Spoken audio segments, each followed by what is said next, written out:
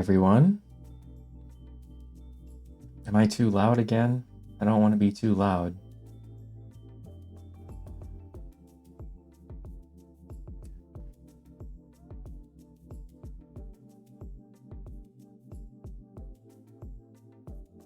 Not too loud? Okay.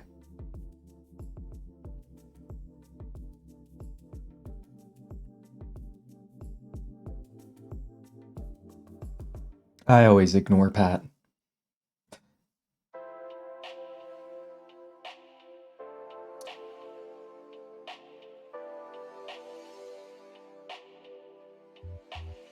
Yeah, am I crazy or like when I was in high school, you graduated in June, like the first week or maybe two of June. What's with all these kids getting out in May? What is that about? Do you still start school? Like Labor Day was always like the beginning of school for me growing up.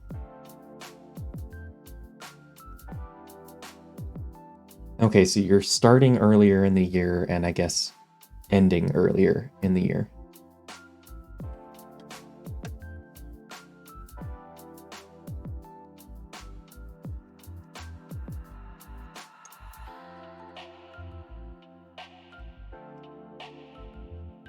I've adjusted some lights today. I mean, the background lights are significantly brighter than yesterday. But I've also pointed more white lights at me. I don't like this shadow my nose causes, but I don't know how to get rid of that. Aside from having, I don't know, more lights. But it's already hard enough. Like the reason I don't turn these up is that when I look in this direction, it's like I need to squint. So yeah. Anyway, the camera ISO is half what it was yesterday, so hopefully the background isn't too grainy.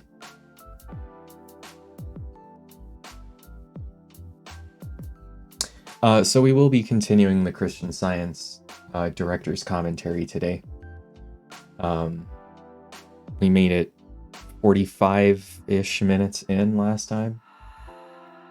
How am I doing today? I'm a little flustered, I guess. Like today was my first day of like full work. Yesterday I just did this stream. But today, you know, it's Monday. It's the first Monday back from last week. So it's my first work day and I discovered some issues with merchandise and other such business things that I needed to address. And I started organizing myself for the next video, which is on quack diets. I got one of those. I am now officially a Christian Scientist. Thank you, Gun Invalid, for the, well, 13 months total. Thank you. That sources doc. Yeah, okay, so I put together a sources document for the next video. I always do that. Well, not always. In the last year, I've been doing that. No, I haven't been getting any attention from Christian Scientists. So I put together the sources document, and I began my first book, the Kellogg's book. So it looks like I did about 4 hours of work on the video today.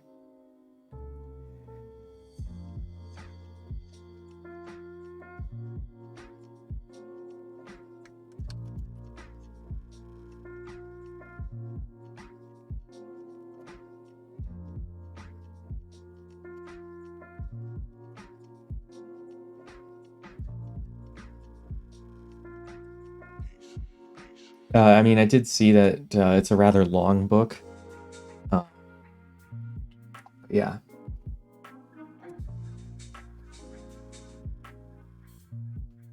Another book I have is The Nuts Among the Berries. This is a physical book. It's not available digitally, which is such a bummer. So yeah, I'll have to read through this. And I ordered another book. There are 4 books for this one. So Bunny in Boots, I really struggled with the title, the topic title for this. Like, I wanted to do fad diets or diet reform. I thought of a bunch of different things, but they all... How can I phrase this? There's nothing wrong with a diet, you know, like going vegan or paleo. I mean, there's ethical differences, right? But if you're just on a diet, that's fine. It's when that diet promises to cure illnesses that it becomes a quack diet in my mind. When it's more than just try eating this food. I mean, they may say you'll be healthier, which is probably correct. But if they start saying that this will cure your cancer, your Parkinson's, your moral ineptitude, then that's when it becomes a quack diet. I'm really only focusing on 2 people anyway. I much prefer digital. I'll read it physically if I can't get it any other way. Like this one, or Gillian Gill's book from the last video. But I much prefer digital because I read these books once and then I never look at it again. Like, I will never open Gillian Gill's book again. Like, I have no reason to. Now it's just a door stopper. So I really don't like having physical books.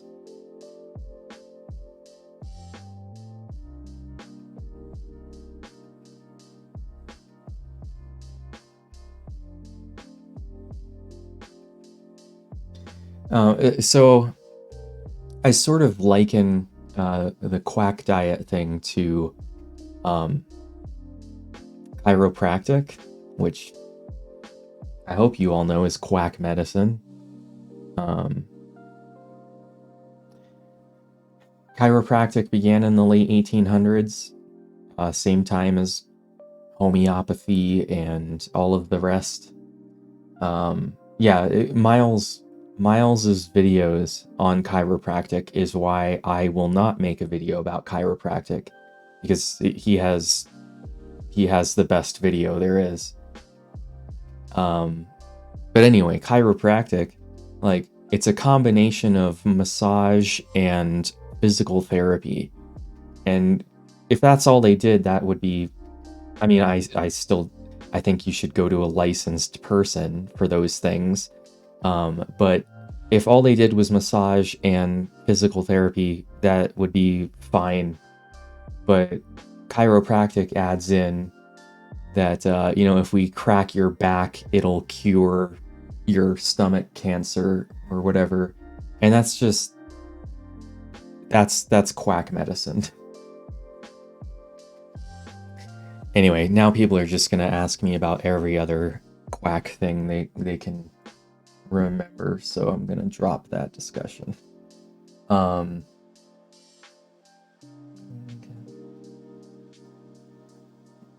So could a mod link the Miles video so they stop asking?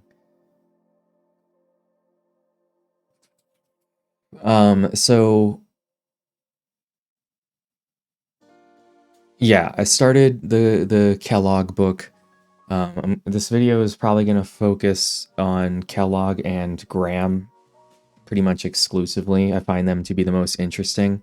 If something else comes up in my research, then we will do that. But hoping to just focus on Kellogg and Graham. And the connection there is that Mary Baker Eddy was on Graham's all bread diet for a while. They were hoping to become healthier. I mean, she did all of the fad diets of her time, you know, if Atkins or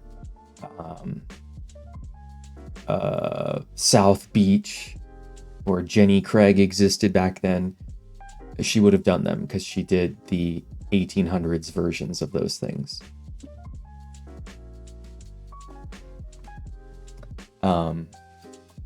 So anyway, that's the plan for the next video. I'm also planning to split this one in two. So I'm hoping to have like 2 hour and 15-minute long videos rather than 1 2.5-hour video. But we'll see how that works out. The sponsor for the next video wants them split into two half videos, so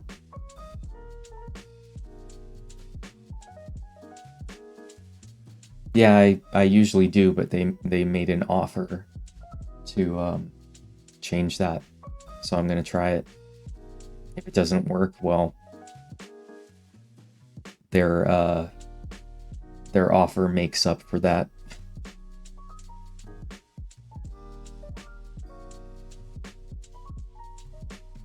No.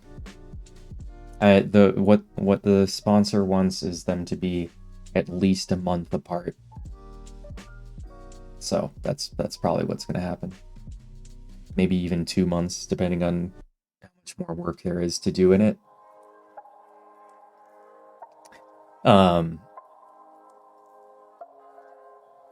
So yeah, that'll be an experiment. No, still 4 videos.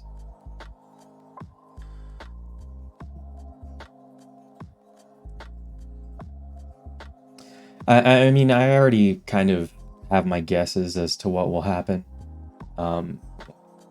Everyone, even now, who releases 2-parters or 3 parts or whatever, each video in that series gets fewer and fewer views as you go on. So I suspect that part 1 will, you know, have, I don't know, I would love to say 1 million views, but then part 2 will only get 700,000. But, you know, who knows? Maybe I'm wrong and they'll both be flops. Why does that happen? Because people just don't care about parts. Like, they don't care about sequels. I mean, I would have to look at the data on the Marvel movies, for example. Or I guess the Disney movie, or the Star Wars Disney movies would be the best example, because, you know, everyone saw The Force Awakens, and then fewer people saw The Last Jedi, and even fewer people saw Rise of Skywalker.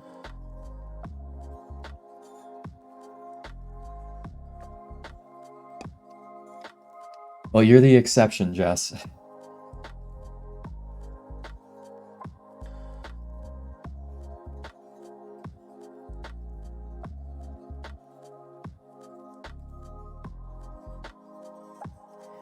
I mean, so I did parts videos in like my first year or two, and every time, the first one would get like double the views of the next one, and the first one would get comments like, "You forgot to talk about thing in part 2," and then in part 2, the comments would be like, "I can't believe you didn't talk about thing in part 1." And it's just very frustrating, and that's why I started just pushing them together. Like, here, I talked about everything at once. No more of this you forgot to talk about crap.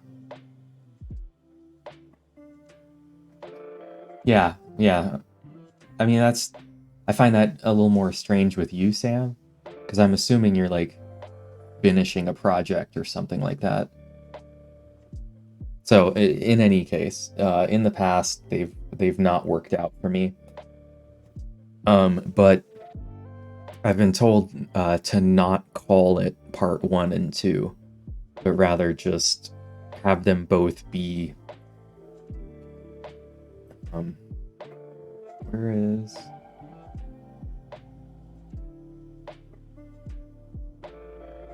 No. There. But have them both labeled the same, like different titles, but both of them will end in whatever it is I finally decide to call this, whether it's Quack Diets or Diet Reform or whatever. So I won't be putting part 2 or anything in there.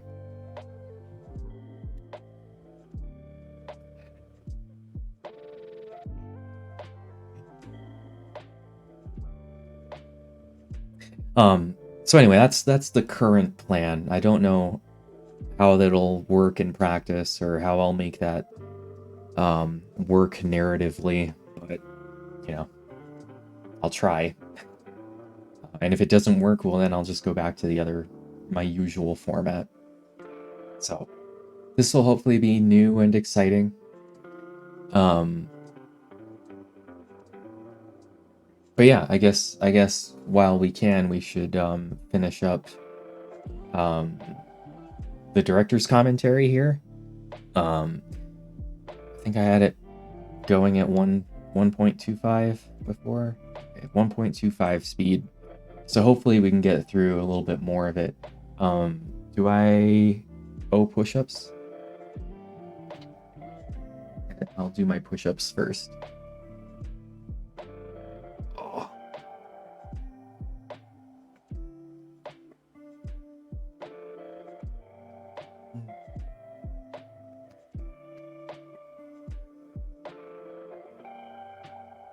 I'm waiting to find out how many push-ups I owe, if any.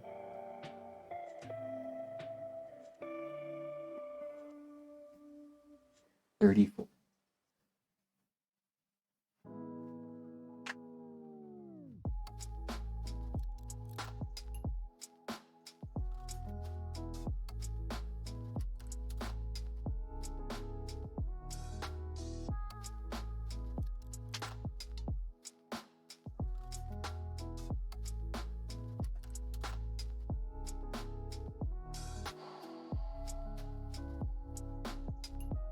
That was 20.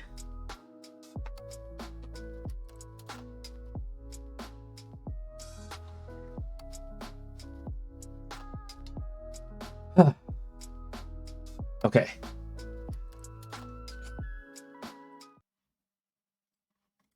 The loss of a friend has, perhaps, given you the explanation of this. Pain quickly informs us that personal pleasure is mortal, and that both are error.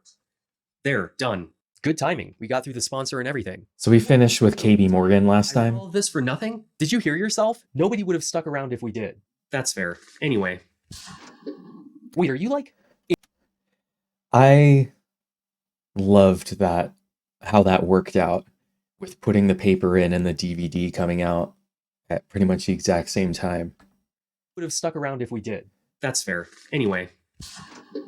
Wait, are you like in my TV? Is that why it's been all glitchy lately? Glitchy? Man, I've objectively helped all of your recent videos. All of? How did you get in there? I'm not going to explain that. Nobody would stick around if I did. He's not wrong. Nobody cares about the lore of these videos anyway. Now that Science and Health has been written, we should probably talk about what's actually in this book. Lots of comments telling me that they do care about the lore, actually. Word salad. It's in here that Mary introduces the 7 synonyms for God. That is, 7 different words that, when capitalized, all mean God. These words are mind, spirit, soul, principle, life, truth, and love. In any Christian Science writing, when these words are capitalized, you should just mentally substitute that word for God. I know, right? I actually have posters related to the topic at hand this time. They used to just be references to previous videos. So I also thought that was a huge change in the way I make videos. Having posters before the video came out rather than getting movie posters afterwards. Anyway, in a sentence like, The material man depends for happiness and life on sense instead of soul, on matter rather than spirit, hence the insufficiency he finds in himself or personal man. you should really understand it as, The material man depends for happiness and God, on sense instead of God, on matter rather than God, hence the insufficiency he finds in himself or personal man. if you don't understand the meaning of that sentence right now, that's okay. But just keep that substitution in mind as we go through other quotes. As I stated in the beginning, this book teaches Christian scientists to avoid putting any intoxicants into their body. I don't know what else Began in the late 1800s. this voice actor has been in. The temperance movement. done. So that isn't a big surprise. The depraved appetite for alcoholic drinks, tobacco, tea, coffee, opium is destroyed only by mind's mastery of the body. This normal control is gained through divine strength and understanding. There is no enjoyment in getting drunk, in becoming a fool or an object of loathing, but there is a very sharp remembrance of it, a suffering inconceivably terrible to man's self-respect. The past version of me feels very called out by that quote, and I don't like it. Now, here's where things are going to start getting deep. If you're one of those people who just have me playing in the background, you need to stop what you're doing and pay attention. Christian Science is not a faith-healing religion. They're not praying to get over an illness or injury. They're praying to understand that the illness or injury doesn't exist. As stated in Genesis, God created man in his image and in his likeness. The Mormons take that to mean that God is a human, just like us. But to Christian scientists, God is a perfect spiritual being, and therefore, man is also a perfect spiritual being. Man is not matter. I'm not sure I understand what you mean, gun invalid. I hyped this up as Christian scientists changed everything. But I feel like you didn't do a very good job explaining why we're discussing them. Because they changed the law and have sort of affected the culture at large. I'm not, like, how I hyped it up is why we're discussing them. Unless I'm just horribly mistaken. I'll wait for your response. He is not made up of brain, blood, bones, and other material elements. The scriptures inform us that man is made in the image and likeness of God. Matter is not that likeness. The likeness of spirit cannot be so unlike spirit. Man is spiritual and perfect, and because he is spiritual and perfect, he must be so understood in Christian science. Man is spiritual and perfect. He is not matter, and he is not made up of material elements. Because matter itself does not exist. Everything you are currently experiencing around you is what Christian scientists refer to as error. Your mortal mind has conjured this reality into existence, and your belief in this material world is an error, something that must be corrected. To the five corporeal senses, man appears to be matter and mind united. But Christian science reveals man is the idea of God and declares the corporeal senses to be mortal and erring illusions. To put There isn't always going to be like an imminent reason why you need to know about this. Sometimes it's just because I find them interesting.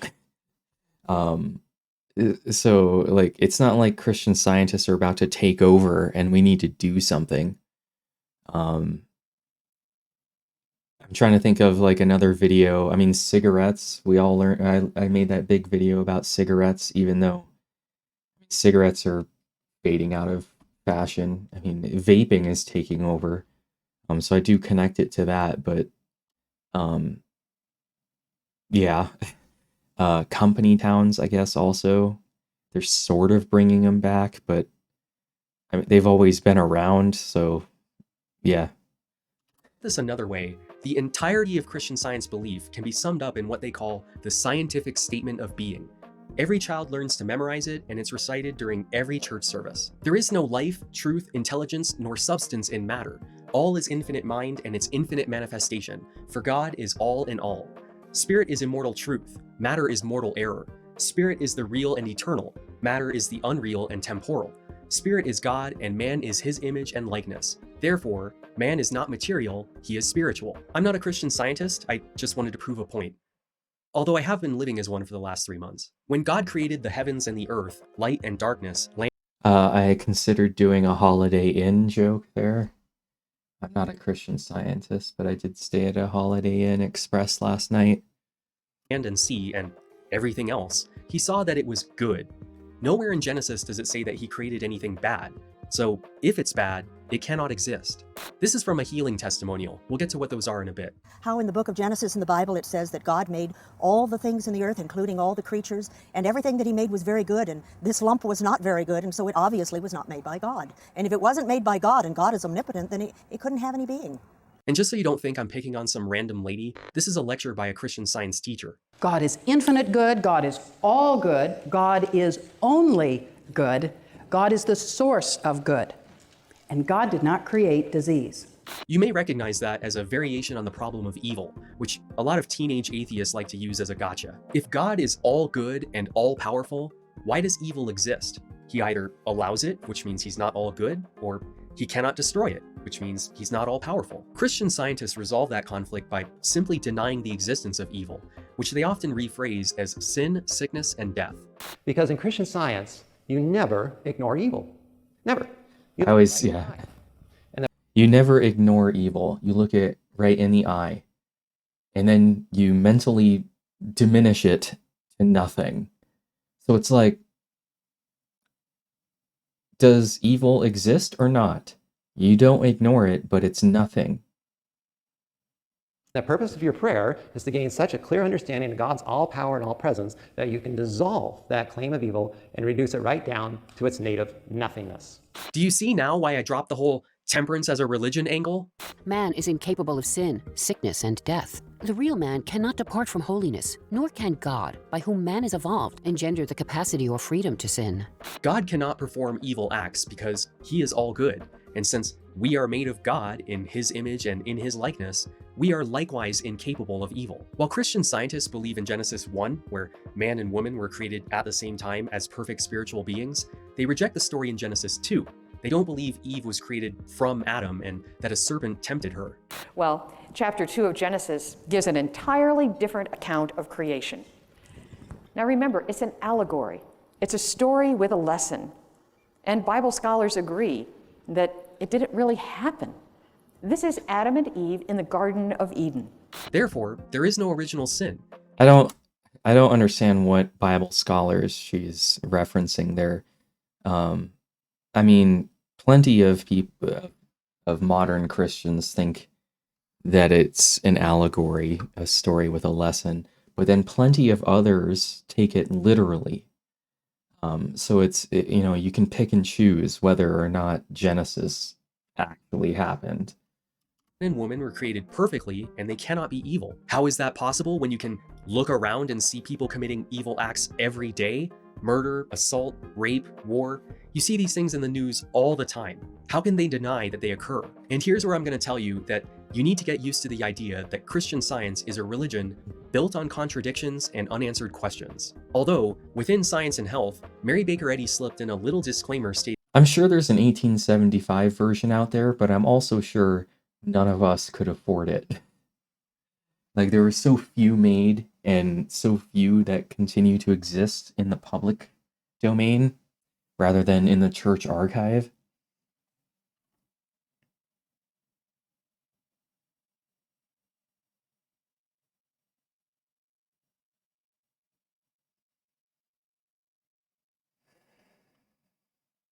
stating that if you see any contradictions in her work, it's because you don't fully understand it.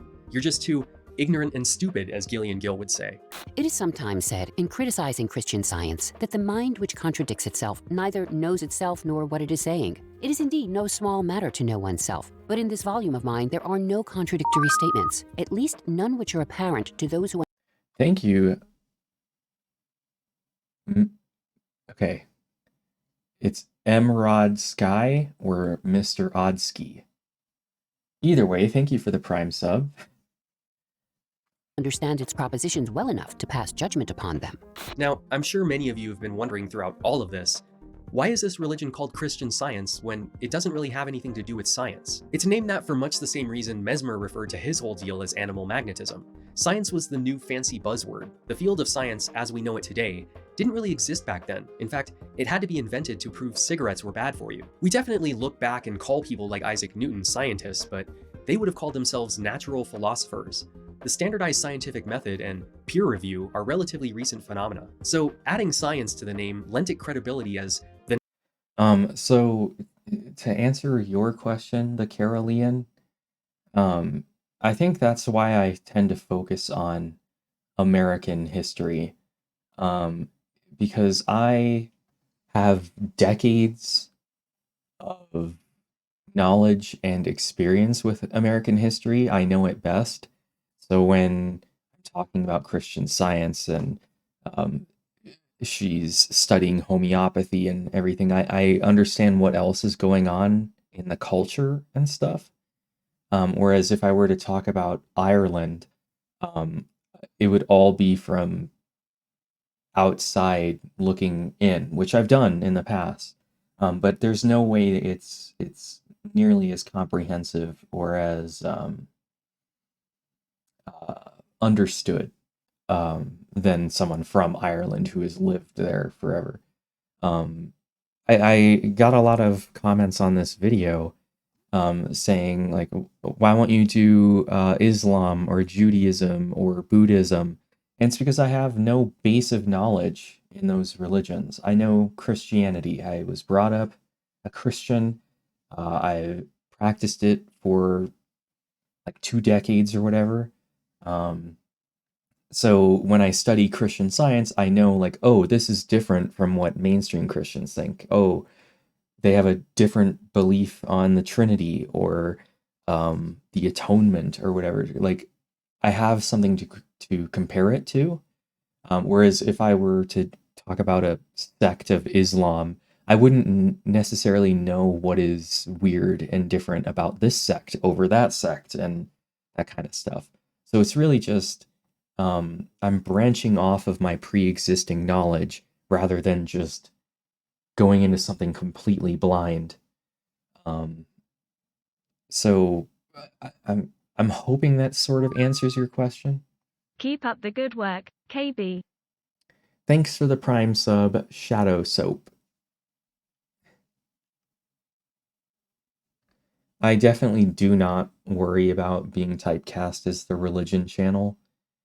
I've only done like 4 or 5 religion videos out of well over 100, so that would be an interesting typecast. I mean, more so I get called the genocide channel because I definitely have spoken about at least a dozen genocides. But no, I don't really think that I'm going to be put into one column like that. The next big thing, kind of like companies who added .com or quantum or blockchain to their names to sound more advanced. Or for a more recent example, AI. I mean, the video before this was a genocide video. But while Christian Science isn't very scientific, I would also argue that it isn't very Christian either. We are all made of God. We are all God's perfect children. So Jesus is no more the Son of God than the rest of us, which in itself isn't too blasphemous. There are plenty of denominations that don't believe in the Trinity and just see Christ as a prophet. But since evil, or rather sin, sickness, and death, do not exist, Christ didn't die for our sins. In fact, he didn't even die. Christian Science... So they call him Christ Jesus rather than Jesus Christ, which in itself was something to get used to. But to them, Christ and Jesus are two separate concepts. Christ is like enlightenment rather than the Messiah. And then Jesus is just a guy, the way shower. Scientists don't celebrate Easter for the same reasons you do. God did not resurrect Jesus after 3 days. Jesus healed himself using the method that Mary Baker Eddy would rediscover in 1866. By extension, Jesus did not... Thank you for the Prime sub, KO Hodge. I appreciate it. Okay, so Jess already sort of answered this, but what would you say is the difference between a cult and a religion? I mean, there's all sorts of controls that you need to check off on the list of the BITE model. But to me, I think like the signature aspect that makes it a cult is that you can't leave. And then, where's the other question? Are you getting more disillusioned with America? Is that why you use the distorted intro? I mean, this new intro is just my new music. It's not really distorted. And prior to this, it had that sort of 70s sound to it because that was the direction I was going in with my music, but that just didn't hold. So heal the sick by performing miracles. He was using Christian Science. He was the original Christian Scientist. Believing in the crucifixion, absolution, and resurrection are pretty key features in most Christian it's denominations. Kaio. Without those, I'm not sure this religion qualifies as Christian. The only reason they venerate Yeah, Jesus. so I spoke with a few people about this. Oh, thank you for the 5 gifted subs. Oh, geez, you didn't actually tell me how to correctly pronounce this. Mr. Odsky. I'm going to go with that because it sounds funny. But thank you for the 5 gifted subs, Mr. Odsky. One of those was to Jess. You weren't subbed? I'm offended. At all. Okay, so I talked about this with a few religious people, and they were like, as long as they believe that Jesus Christ existed and died and stuff, then they're Christian. And I'm like, no, but I mean, they believe that he was a person, but they don't think that he was divine and the Son of God or the Messiah. And so there's a stark divide in what some people consider to be Christian or not. And I personally chose that they don't because it feels strange to not believe he's the Son of God, not believe he died for our sins or was resurrected, and still be Christian. Like, that's the most important part of being Christian. So I don't know. All is because they believe their modern healing method is the same as the one Christ used. In many of the stories discussing his miracles, he tells the person he just healed that he didn't do anything, it was their faith that healed them. Then the woman, seeing that she could not go unnoticed, came trembling and fell at his feet. In the presence of all the people, she told why she had touched him and how. So this is Jesus, the channel Jesus Christ. His real name is Jesus Christ, by the way. You can just change your name to that if you want. And he won't tell me what his name was before that. So he's just Jesus to me. He can't, he's not Todd or Kevin. He's just Jesus. Been instantly healed. Then he said to her, "Daughter, your faith has healed you. Go in peace." As he was going into a village, 10 men who had leprosy met him. They stood at a distance and called out in a loud voice, "Jesus, Master, have pity on us." When he saw them, he said, "Go, show yourselves to the priests." And as they went, they were cleansed.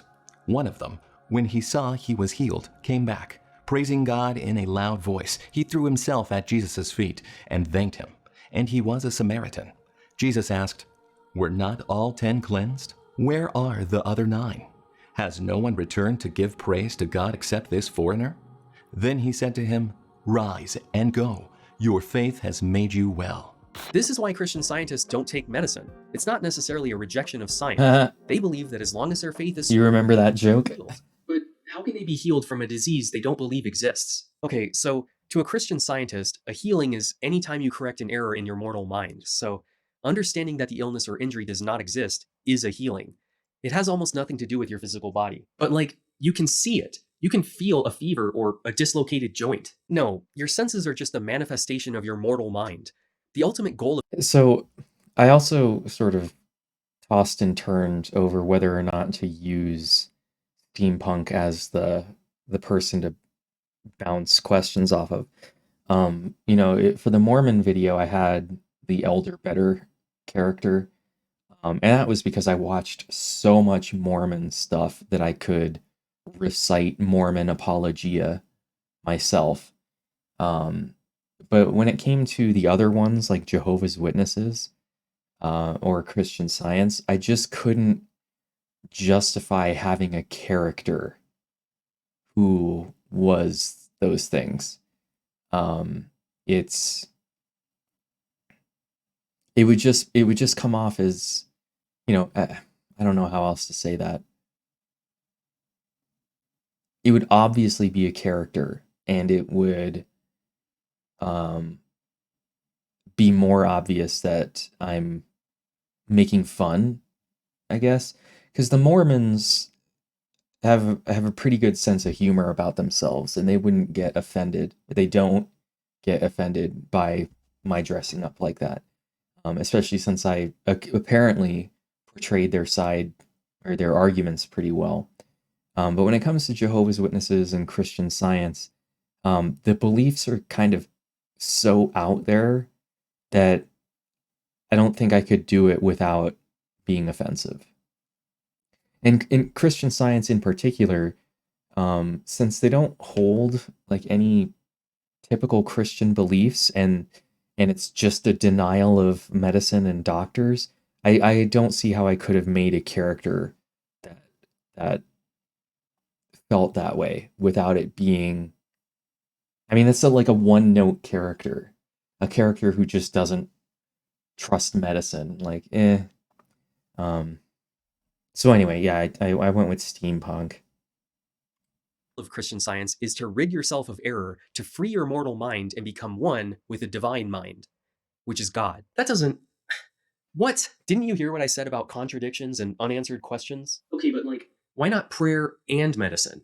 The scientific government of the body must be attained through the divine mind. It is impossible to gain control over the body in any other way. On this fundamental point, timid conservatism is absolutely inadmissible. Only through radical reliance on truth can scientific healing power be realized. This tenet is called radical reliance. For Christian Science healing to work, you must devote yourself to it completely. Going to a doctor or a hospital or taking Aaron better? is an I don't think acknowledgement so. that the disease is real. So if you do any of those, you cannot fully realize its non-existence. Materia medica, which includes things like medicine and surgery, go against the teachings of Christian Science. Still, to this day. Another question comes up is, are you one of those people who don't go to doctors? Yeah, I always back up when I hear that one. It makes me cringe because I do not think of myself that way. Are you one of those people who go to God in prayer? Now that one, I'll jump on. Yeah, that's me. Now another question that will come on the heels of that one is, okay, but what about using medicine with my practice of Christian Science? What needs to be understood there is that you have two different thought models, two different ways of thinking. In the medical world, thought for the most part is very matter-focused. In the Christian Science healing model, thought is very spirit-focused. It's two opposite ways of thinking. It's like trying to look left and trying to look right at exactly the same time. And the human mind. So in God's Perfect Child, in the afterword, she says that Christian Science has abandoned radical reliance, or it abandoned it like in 2013 or something. But in all these talks that I watched that came out in 2016 or afterwards, more recent, still push this, that it's either the medical or the spiritual. And if you go to a doctor or if you go to a hospital, you are admitting that the thing is real, and therefore you can't practice Christian Science. So that's still what they believe to this day. I'm not sure where God's Perfect Child got the abandonment of this from, but I don't think it's accurate. Can't do it. It's either one way or the other. That's the whole of Christian Science belief in a nutshell. Since they don't believe in heaven or hell, they don't really take a strong position on how people should live, how the world will end, or anything else that you'd expect a church to do. The only rule that really seems to matter is that you should rely on your understanding of and connection to God, rather than materia medica. Since Christian Science Jesus be balling. I'm really bad at accents. was founded by a woman, it's often viewed as a progressive religion, at least when compared to other Really bad. They refer to God as Father, Mother God rather than just Father. However, Mary Baker Eddy was not very fond of women, and it always bothered her that women made up the majority of her church membership. In the beginning of the video, I described Mary as a supporter of abolition and women's suffrage, because that's what she says in her autobiography. In reality, there's actually very little evidence for her support of either of those positions. She claimed that she freed the slaves of her first Her father was a copperhead? Is that the term? For a northerner who was pro-slavery. I think it's a copperhead. Someone will have to look that up. Yes, Yeah, okay, okay. So her family growing up was pro-slavery. Um, so her becoming anti-slavery after the Civil War was just sort of um a retcon of her own history. husband, George Glover, even though there's no record that he ever owned any. And while she supported equal rights for women under the law, her position on women's suffrage was complicated. She had a very traditional view on gender roles in a marriage. Man should not be required to participate in all the annoyances and cares of domestic economy, nor should women be expected to understand political economy. Fulfilling the different demands of their united spheres, their sympathies should blend in sweet confidence and cheer, each partner sustaining the other. Mary always preferred the company of men. Not for sex, she actually found the act to be repulsive, but she considered them to be her intellectual equals. She seemed to enjoy keeping one man around as a sort of pet, who would be especially— I've never heard of for every Doughface. whim, until she got tired of him. This was a pattern she repeated throughout her time teaching the Quimby method and Christian Science. Remember those male students she had a falling out with? Near the end of 1876, there was a particularly bad breakup with a student named Daniel Spofford. He attempted to divorce his wife so he could ask Mary for her hand in marriage. She declined and banished him. So in my head, this was always Daniel Spofford, and it still kind of is. But the voice actress who did Mary Baker Eddy said Spofford, and I was like, well, now I have to change it so that we're just consistent. I don't know whether it's Spofford or Spofford. From her presence. Daniel didn't take that too well and wrote her several letters thirsting for her attention. On December 30th of that year, she wrote back, Dr. Spofford, won't you exercise reason and let me live, or will you kill me? Your mind is just what has brought on my relapse, and I shall never recover if you do not govern yourself and turn your thoughts wholly away from me. Do for God's sake, and the work I have before me, let me get out of this suffering. I never was worse than last night, and you say you wish to do me good, and I do not doubt it. Then won't you quit thinking of me? Do not think of returning to me again. It is mesmerism that I feel, and is killing me. It is mortal mind that only can make me suffer. Now stop thinking of me, or you will cut me off soon from the face of the earth. To summarize this, she's saying that Daniel is too clingy and psychically suffocating her, and she seems to be under the impression that his constant thinking about her is causing her to become ill.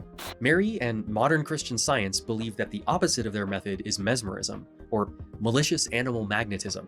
She was absolutely paranoid that her enemies were using it against her. While Daniel was still a student of hers, Mary healed a man named Asa Gilbert Eddy, and he instantly converted— Oh, that hair. That hair. It's like the 1800s faux hawk.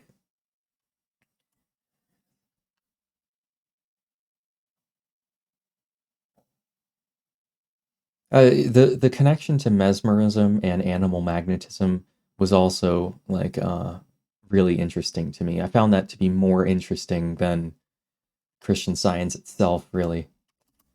He replaced Daniel as her favorite student, just as Daniel had replaced the guy before him, a man named George Berry. 2 days after Mary's savage letter to Daniel, she got married to Asa, and her name assumed its final form, Mary Baker Eddy. In the spring of 1877, the aforementioned George Berry sued Eddy for non-payment of his copywriting services. Domcraft. Eddy then sued Richard Kennedy, who was her favorite student before George. She won that case, but lost it on appeal. After that initial win, Mary instructed her lawyer to go on the attack and sue any former student who was speaking out against her. There were several cases, and we're not going to cover them all. But in May 1878, her lawyer convinced a former client of Daniel Spofford to file a lawsuit in Salem, Massachusetts. There were so many lawsuits, like half a dozen that I had in my notes. She sued all kinds of people for lack of payment or lack of payment for tuition, lack of payment for once they graduated and started their own practice, they didn't pay her royalties. Just the most frivolous stuff you could possibly think of. Massachusetts, claiming he was using mesmerism to harm her. The exact thing Mary claimed about him in that letter. This became known as the Salem Witchcraft Trial of 1878 and is the only time in the history of the US legal system that a plaintiff accused a defendant of witchcraft. Because the original Salem witchcraft trials were well before, like 100 years before United States became a thing. The judge refused to hear the case because, obviously, this ridiculousness was covered by every major newspaper and arguably made Mary Baker Eddy more famous than her book did, which drew in thousands of curious followers. I don't think Christian Science would exist today if not for these lawsuits. Her lawyer was later expelled from the church and sued her for lack of payment, causing the Eddies to lose their home and move into a boarding house. Asa Gilbert Eddy died from heart disease in June 1882. Mary believed that he had been mentally murdered by her enemies. Even after an autopsy was performed and she was shown his damaged heart, she stated that his death was caused by malicious mesmerism. If you're keeping score, 3 out of the 4 men she was engaged to or married to died, while the only one to survive abandoned and divorced her. I don't know, Mary, kinda seems like a you problem. Asa was soon replaced as her loyal male. We couldn't find when Daniel Patterson died. Like, I wanted to put that in here. Like he lived until 1902 or whatever, but we couldn't find anything about him after he left Mary Baker Eddy. And divorced her. I don't know, Mary, kinda seems like a you problem. Asa was soon replaced as her loyal male companion by a student named Calvin Fry, who remained at her side for the rest of her life. Thankfully for him, they didn't get married. The Christian Scientists Association was formed on July 4th, 1876, making Christian Scientists the official name for the followers of Eddy. A few years later, the Church of Christ (Scientist) was created, with Eddy as its pastor. The Massachusetts Metaphysical College was chartered in Boston in 1881. Mary then began calling herself a professor of metaphysics and Christian Science. She continued to revise and edit Science and Health, so shortly after the college opened, the 3rd edition was published. This was the first appearance of the scientific statement of being I recited earlier, and their new logo, known as the Cross and the Crown. It's around this time that several decided to leave the church. Dang it, I missed it. Logo, known as the Cross and So their motto is heal the sick, raise the dead, cleanse the lepers, cast out demons. So heal the sick, raise the dead, cleanse the lepers. All of which doesn't exist. and the Crown. It's around this time that several of her students decided to leave the church because of Eddy's behavior and aired their grievances in a resignation letter. We, the undersigned, while we acknowledge and appreciate the This is Atun Shea. imparted to us by our teacher, Mrs. Mary B.G. Eddy, led by divine intelligence to perceive with sorrow that departure from the straight and narrow road, which alone leads to growth of Christ-like virtues, made manifest by frequent humiliations of temper, love of money, and the appearance of hypocrisy, cannot longer submit to such leadership. Within a year, Eddy had rebounded, and her students gathered at the college to listen to her lecture on Thursday evenings and preach on Sunday afternoons. 1883 was a big year for Christian Science. They established their publishing company and began the Christian Science Journal, which is still in print today. It's full of church announcements, testimonials, and a few other things I'll get to later. But more importantly, the 6th edition of her book was published, including a glossary of biblical terms. So she changed the title to Science and Health with Key to the Scriptures. She had started to attract the attention. The number of editions there have been for her book is startling. Like there were 432 in total, which means that the religion kept changing as it was growing, which is, in stark contrast to like the Mormons. Once the Book of Mormon came out, that was it. It's the Book of Mormon. There weren't changes made to it over time or anything like that. Jehovah's Witnesses, they just use, they use their own translation, right? Is it their own translation? But it doesn't change constantly. So the Watchtower, like Old Light, New Light, that comes out in their magazines and stuff. The book itself doesn't change. Yes, the Mormons have continuous revelation, but the book itself, again, doesn't change. It's not like, we need to completely rewrite Nephi 2 or anything. Yeah. So the actual scripture doesn't change. Whereas here in Science and Health, which is their scripture, as much as they don't want to admit it, it changed 432 times. Mention of other Christian ministers. So in March 1885, they invited her to a That alone would, like, if I was in a religion and the new version of the book came out, and then 3 months later another new version, that would be the end of it for me. Like, you can't how is it still changing? You know, if this was written by God, how is God communicating these changes, and why would he change his mind, etc., etc.?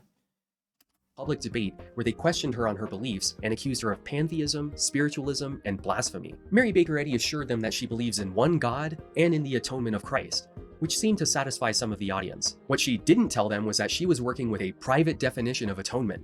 Christian Science doesn't believe in sin, so there was nothing to atone for. I'm not sure about Dianetics, but my gut instinct is no. From his mortal mind and had joined the divine mind. Put another way, he became at one with God. This is also how Christian Science gets away with lying to people about their understanding of Jesus' parentage. Christian scientists desperately want to be accepted by other Christian denominations as a legitimate church, so they will tell people that they believe Jesus is the Son of God, while privately believing that they are also a son or daughter of God. They believe Jesus, the man, was just a way shower. He wasn't divine.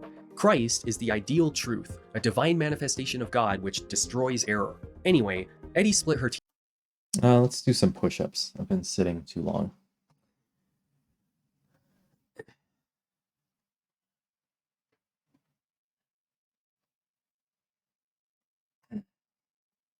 I'll just do 20. Okay.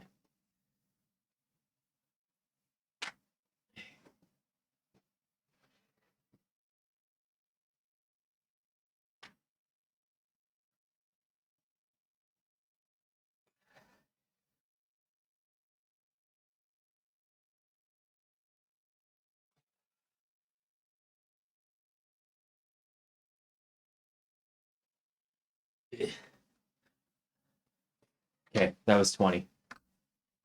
Teachings at the college into 2 courses. Primary class was for practitioners and consisted of 12 lessons over the course of 2 weeks. It initially cost $300, but was later reduced to just $100. Normal class was for practitioners who wanted to become teachers, the people who give lectures. It was only 6 lessons, but still $100. I hate these names, and early on I kept getting them confused. Like, because they both sound like the base entry class. Primary class and normal class, they sound like the first class you would take. It's not like there's primary and secondary or normal and advanced. It's just they're both basic.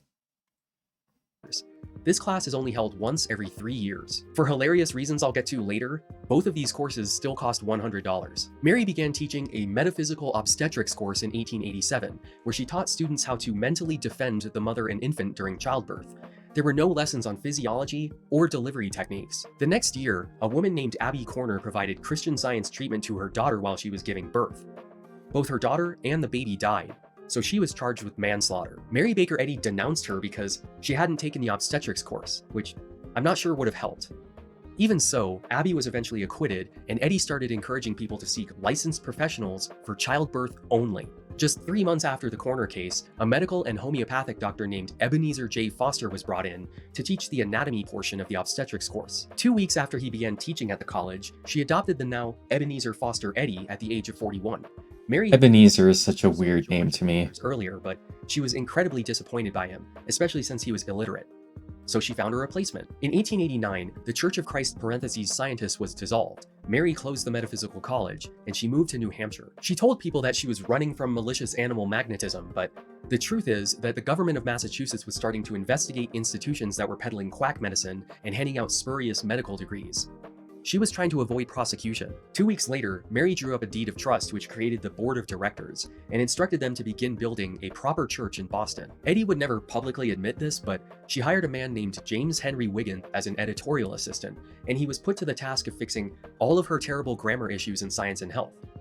In 1891, his revised 50th edition was published. Mary always asserted that her book was written by a divine source, which meant that at this point, the divine source had changed its mind 49 times. In June 1892, Mary Baker Eddy moved into Pleasant View, her home on the outskirts of Concord, New Hampshire. She had several household servants, including housekeepers, cooks, aides, a coachman, and a groundskeeper. By all accounts, I just did the math in my head. So the first edition of Science and Health was written in 1875, and the last was in 1910. So that's 35 years. There were 432 revisions, which means there were 12 a year. So every month, there's a new edition of the book coming out, basically. And I'm sure it wasn't every month. So sometimes there'd be a skipped month and then 2 revisions in the same month. Like, bananas. It was a nightmare to work there. According to Robert Peel, one had to have moral and spiritual stamina to live in such an atmosphere. Mary was still paranoid about malicious animal magnetism. It affected her health, food, air, and even the weather. She insisted on round-the-clock watches where someone was assigned to constantly pray to keep that evil force away. Wait. Well, thank you, Ozymandias Rex, for saying that. I wish you luck teaching. Though, my ability to convey information in an engaging manner is contingent on my interest in that material, if you know what I mean. So depending on what you end up teaching, you may have to talk about stuff that is boring, but you have to because it meets some standard or something. So. I thought you said they don't believe in evil. Christian Science is a religion built on contradictions and unanswered questions. Kay got it. She also demanded that they control the weather and end snowstorms. Her cooks would prepare 2 meals just in case the first one was tainted with mesmerism and she refused it. Failures to protect her resulted in verbal and physical abuse. My dear students, guard your tongues. When you see sin in others, know that you have it in yourselves and become repentant. If you think I don't know what Lemurian is. mistaken, I find my students either in an apathy or in a frenzy. I am astounded at your ignorance of the methods of animal magnetism. Your enemies are working incessantly while you are not working as you should. Would that my head were a fountain of waters, and my eyes rivers of tears that I might weep because of the apathy of the students and the little that they have accomplished.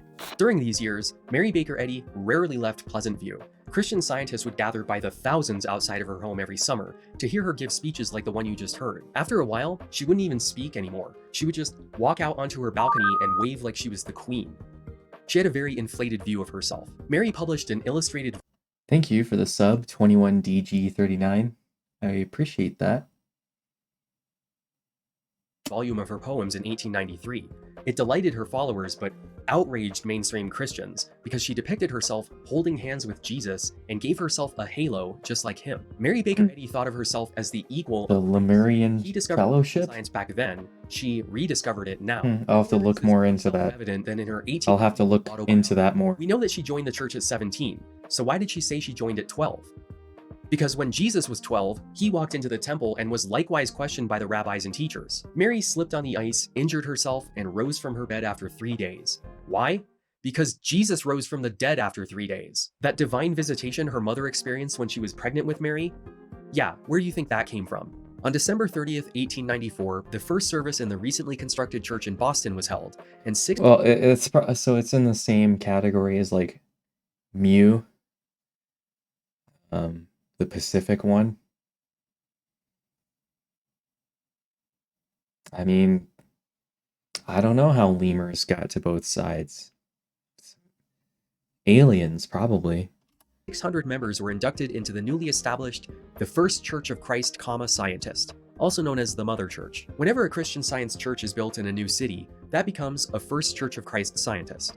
But only the Mother Church in Boston is the First Church of Christ Scientist. That's the only one that's allowed to use the definite article, the. Subsequent churches in a city are named Second Church of Christ, Scientist, Boston, Third Church of Christ Scientist, Boston, Fourth, and so on. Mary granted her... Kachowkar. Okay, I just got it. The only one that I know that they tried to erase was the first edition.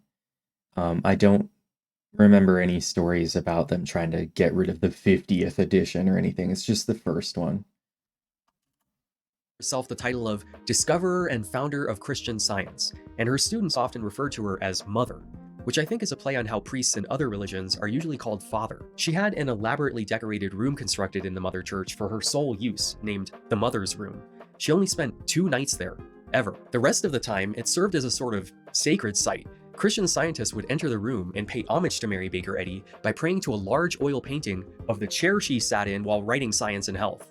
There were rumors that at first it was a painting of Eddy herself, and that it was changed when outsiders heard about it, but sources can't seem to agree if that was ever really the case. In 1895, Eddy published the first edition of the Manual of the Mother Church, outlining the rules for her followers and how the church was to be set up. The church government consisted of a 5-member board of directors, who were chosen from among a 100-member body known as the First Members. These were persons who had proven themselves strict adherents to the doctrines of Christian Science. So this is, I mean, these are things that I cut out of the video. Like I mentioned them here, but the board of directors was disbanded at one point.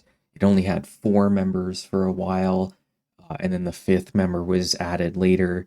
The first members were like the Senate or the quorum in Mormonism. So much of this stuff that I was just like, nope, not important. They disappear eventually anyway.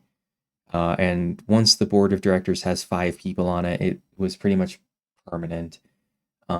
So like I just skipped so much of this stuff. And even though I cut out at least half of what I had in my notes, this video still ended up being enormous. Thank you for the Prime sub, Fry Style. Yeah, Fry Style.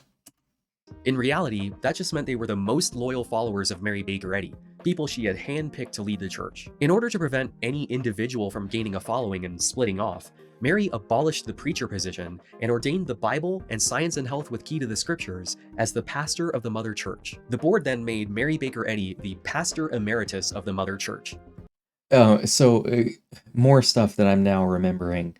Mary Baker Eddy got the Church of Christ (scientist) to dissolve by buying the land under the church and then foreclosing on it, so that the church had to be kicked out. And she was like, okay, I'll give you the land back if you reorganize as the Church of Christ, scientist, with me as the leader. Like she did a lot of shady stuff to secure her position of power, rather than creating a religion that had just, dozens of spin-off churches. Like she wanted control of all of them. So they would sue people for copyright infringement.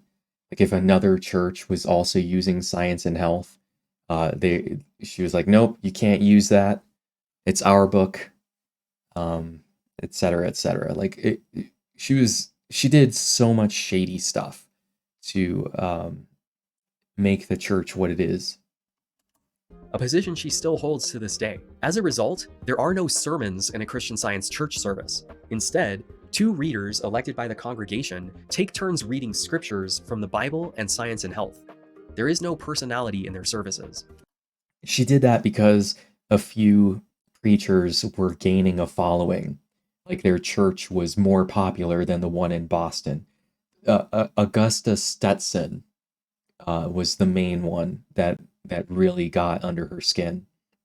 So yeah, Mary Baker Eddy abolished the preacher position and just said, okay, everyone's reading from the book now. No impassioned speeches and sermons, just reading. And that's how, the church still operates that way. Every Christian Science church in the world reads the same exact passages on Sundays and Wednesdays. Yes, Is a exactly. Christian Science service similar to other Christian services on a Yes. Sunday morning? On a Sunday morning, it is. Yes, there's a sermon read from the Bible and from Science and Health with Key to the Scriptures by Mary Baker Eddy. Hymns are sung, silent prayer, the Lord's Prayer is said in unison, collections are Celebrate even Christmas taken. and holidays? Yeah, so she's not lying, but the way she answered that question is incredibly deceptive. If you knew nothing about this religion, you'd hear that and think this was a pretty typical church. As part of my research for this video, I actually attended a Christian Science Sunday service. And I gotta say, it was one of the most painfully boring experiences of my life. Church already has a reputation for being boring, but this was on a whole other level. It really is just 2 people taking turns reading from the Bible and Science and Health. Those aren't in the pews, so if you don't have them, you just sit there and listen. It was mind-blowingly boring. Like I couldn't wait for it to be over. Because after a while, I must.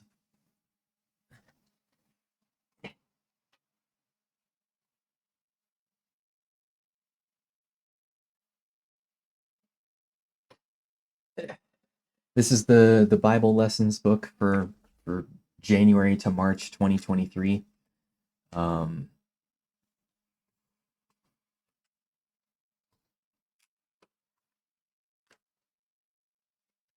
And this is what a sermon is.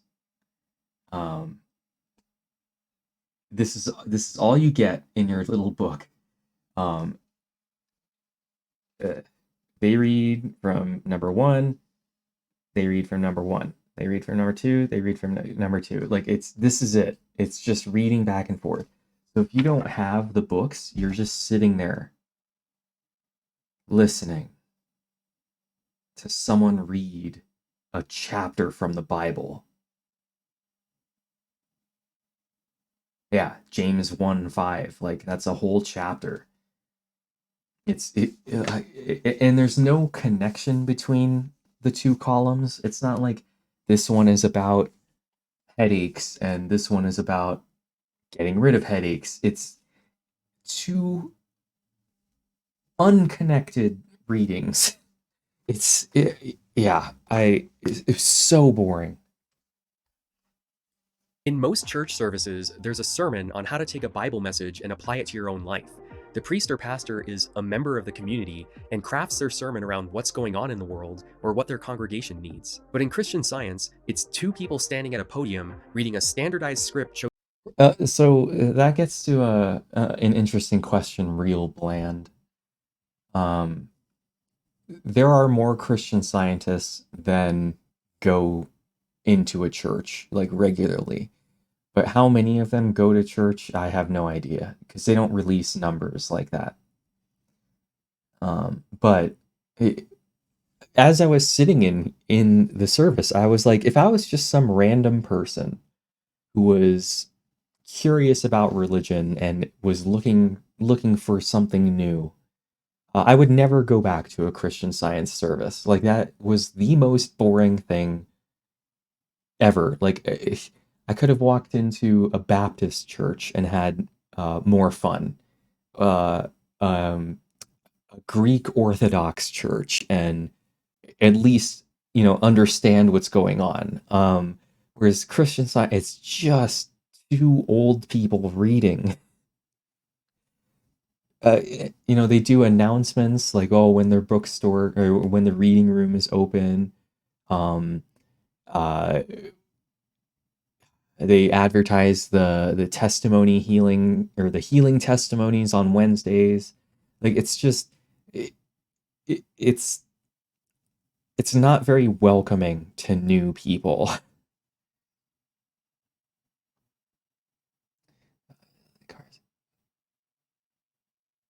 Okay, you're telling like a personal story. Okay. Chosen by the Mother Church in Boston. Christian Scientists will often tell you that they believe in the Bible and science and health equally. They don't hold one in higher regard than the other. And I got out the science and health, which is key to the scriptures, which is not our Bible because we study the Bible, but the science and health helps to explain the Bible. Yeah, that's another one of those atonement at one-ment type fibs. The glossary, which constitutes the key to the scriptures part of the title, just redefines terms in the Bible to make it seem like it was talking about Christian Science all along. But science and health definitely comes first. I mean, the 7 synonyms are victims to that. Like, truth now means God. Every time you see the word truth in the Bible, it means God. Like, that completely changes the meaning of sentences and stuff. Like, even more so than like the Jehovah's Witnesses did with, changing Lord Jesus to Lord God, which are, two different people when you discount the Trinity stuff. Like, this is even more. Like, was the congregation mostly older people? It was, I think, okay, me and my girlfriend went, and I think we were the youngest people there. There might have been another couple that was around our age, but we were the youngest. Like, it was all gray hair people.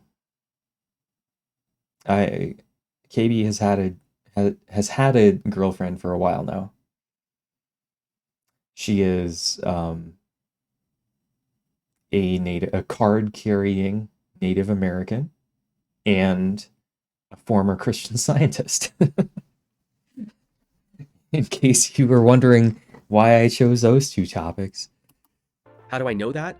Because the person known as Yeah, she goes to another school. You wouldn't know her. Health. The second reader reads from the Bible. Mary told her publisher that since her students used the Bible and Science and Health together, they wanted the two books to be similar in size and appearance, and wanted them to use Bible-thin paper, which was expensive and difficult to work with. So in 1894, the 84th edition was printed using that paper, and Yeah, I didn't have a girlfriend during the feminism video. A Christian Science church is a church, and then a reading room is where they sell stuff. I don't know if there's another equivalent to that. Like, imagine if a church had a gift shop, and that's the closest you'll get. Yeah, like this is the only church where they don't just give you the book. Like you can walk onto a college campus and there are people just handing out Bibles for free. You could walk up to any Mormon and say, "Hey, do you have a Book of Mormon I could have? Not borrow, but like have," and they'll just give you one. Every church, most every church anyway, will just give you the book for free because they want people to convert. Christian Science, if you're curious about it and you want to learn more, you have to buy the book. It's so bizarre. every subsequent edition has used it as well. The Lord's Prayer is not said in unison as she No, Ralphie. No, it's Instead, just the store. reader and the congregation recite one line of it as it appears in the Bible, and then I mean, on paper, it's supposed to be like a library / social club / bookstore. But in practice, it's just a bookstore. first reader interjects with the Christian Science version. Our Father, which art in heaven, our Father, Mother, God, all harmonious. This was actually quite well, the regular Lord's Prayer was easy, but the Christian Science Lord's Prayer, this took me multiple takes because I had to do it all in one take. And I messed up so many times near the end when it suddenly goes into like Middle English and they're like, "Delivereth us from sin, sickness, and death." I could never remember to say "delivereth us." Hallowed be thy name, adorable one. Thy kingdom come, thy kingdom is come, thou art ever present. Thy will be done, in earth as it is in heaven. Enable us to know, as in heaven, so on earth. God is omnipotent, supreme. Give us this day our daily bread. Give us grace for today. Feed the famished affections. And forgive us our debts, as we forgive our debtors. And love is reflected in love. And lead us not into temptation, but deliver us from evil. And God Yeah, leadeth Cherry us Miss. not into temptation, but delivereth us from sin, sickness, and death. For thine is the kingdom, and the power, and the glory, forever. For God is infinite, all power, all life, truth, love, over all. Yes, it's a real mustache. Why would I? No, it's not fake. I mean, I'll just tell you, like during the vlog segment where I'm shaving with the Henson AL13, use code knowing better at checkout. I shave with that to become KB Morgan, which is just the goatee and the sideburns. Then I shaved my chin for this character, and then I shaved completely for this character. That's all I did. I have not tried a mustache on its own. No. On Wednesday evenings, Christian Like, Scientists publicly, gather for no. their weekly testimony meetings. There's a short service with readings from the Bible and Science and Health, followed by members of the congregation telling stories about their healings. The most impactful testimonies have something to do with a physical condition, an illness or injury that they were able to overcome. I lost my focus and I stepped on top of the tennis ball and rolled over on my ankle. And remember I was leaning up against the bathroom wall and I looked down at my foot, and it was not in alignment where it should have been normally. We watched every one of these on stream when I was doing the research for this video. And some of them are just so ridiculous, I couldn't keep them in. Like, I mean, I couldn't use them because it was just so outlandish. I mean, this is a broken ankle that suddenly gets fixed on its own.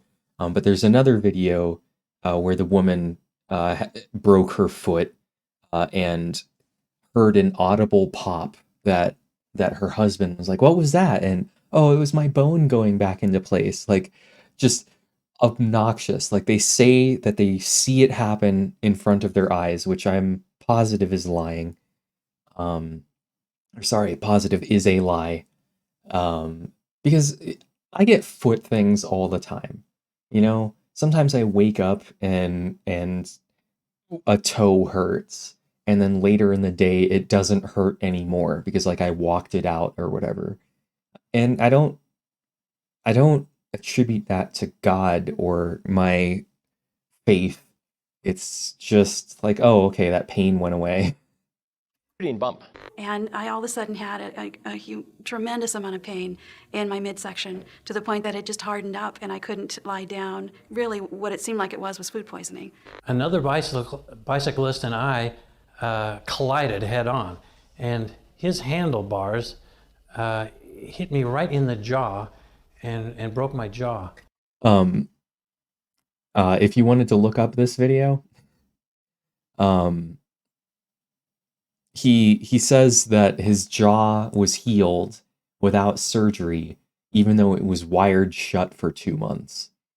So he attributes the healing to his faith rather than his jaw being wired shut for 2 months. It's very, like, if I included any of these in full, people would think that I'm lying. Like, it's just so outlandish. But that's, yeah. These testimonies aren't always about themselves. A few years ago, my husband had a healing in Christian Science that I'd like to share. Over 32 bones were broken. Part of his face, cheek to jaw, was removed. So I got a lot of comments about this joke. They all seem like they liked the joke, not that they were offended. But it was way late at night when I was editing this part together, and I became goofy. Like, it was so late. Probably like 1 or 2 at night. And I was just like, I'm just gonna write "became Harvey Dent." Which then meant I had to go back and like add broken jaw, food poisoning. That way, having words on screen made more sense. But I couldn't stop laughing at it, so I kept it in. And he was not doing very well at this point. They don't even have to be about humans. Well, I'd like to share a testimony. I've had many, but all of them are usually related to animals. We've had many horses and dogs throughout our lives, and I'm so sorry to tell you, but Roland, one of your quarter horses, has Coggins, and I'm legally... I wrote this shortly afterwards, and I was like, well, if people don't get the Harvey Dent one, maybe they'll get this one. I mean, it's not like you need any inside knowledge to know that it's, I don't know, it's just some sort of horse disease. Supposed to put your horse down immediately. This is about my dog, Mocha, who was really the favorite of all the dogs I've ever had. Mocha developed this nasty big lump on her side. While testimonies of... I'm remembering now, like, she's petting the dog, and then it goes away while she's petting the dog. Like, okay. Dramatic recoveries are the most memorable. Remember that a healing is any time you correct an error in your mortal mind. I've had... Yeah, so Eccleston, many of the healings that we watched were about other people. And so many times it was wives talking about their husbands, which... You know, why isn't the husband telling this story? Did he not make it? Or, you know, their dogs, their horses, other people, you know, their kids, that kind of stuff. So yeah, it's very easy to just come up with a healing that happened to someone else. I missed the Harvey Dent in the first watch, but caught the horse one. Okay. Yes, women are overrepresented in this religion. They always have been. They've always been, like, Mary Baker Eddy was complaining about it in the late 1800s, early 1900s, when they accounted for like 80% of the religion. And when I did the count of practitioners, 80% of the practitioners were women, at least in America, assuming their gender. You know, there are a few names that you can't ever really be sure of, like Taylor, or I mean, even Jordan. I know a female Jordan, but you know, anyway, if I just assumed that the ambiguous ones were, I guess in this case, male, it was still 80% female. Likely more than that. I just took a sample. I didn't count all 900 something of them. But yeah, yeah, I mean, Sam could go either way. Yeah, there's a few names that could go either way. But it's majority women. And same goes for MLMs, you know, especially the kind of alternative medicine ones, essential oils, especially. And that's because a lot of women have their medical complaints dismissed by doctors and hospitals, so they tend to find alternative means. Oh, okay, I already answered your question there, Ralphie No Pants. Haha.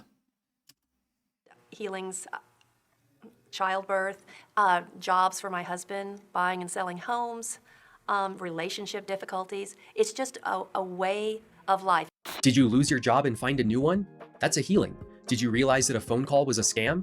That's a healing. Did you lose your keys and find them later? Healing. Did you frantically search the parking lot for your car only for your son to remind you that you actually walked to that store? Healing. That was a real one. And the I mean, all of these that I'm talking about are real, but I will never forget that one. Where she's talking about, we live in a high crime area, so we left the shopping center and I was looking around for my car. I was about to call the police when my son reminded me that we walked there. And I was like, what is the healing that took place there? Like, you were just wrong about where your car was. That's not like I still struggle. Like, what was actually healed? Your memory?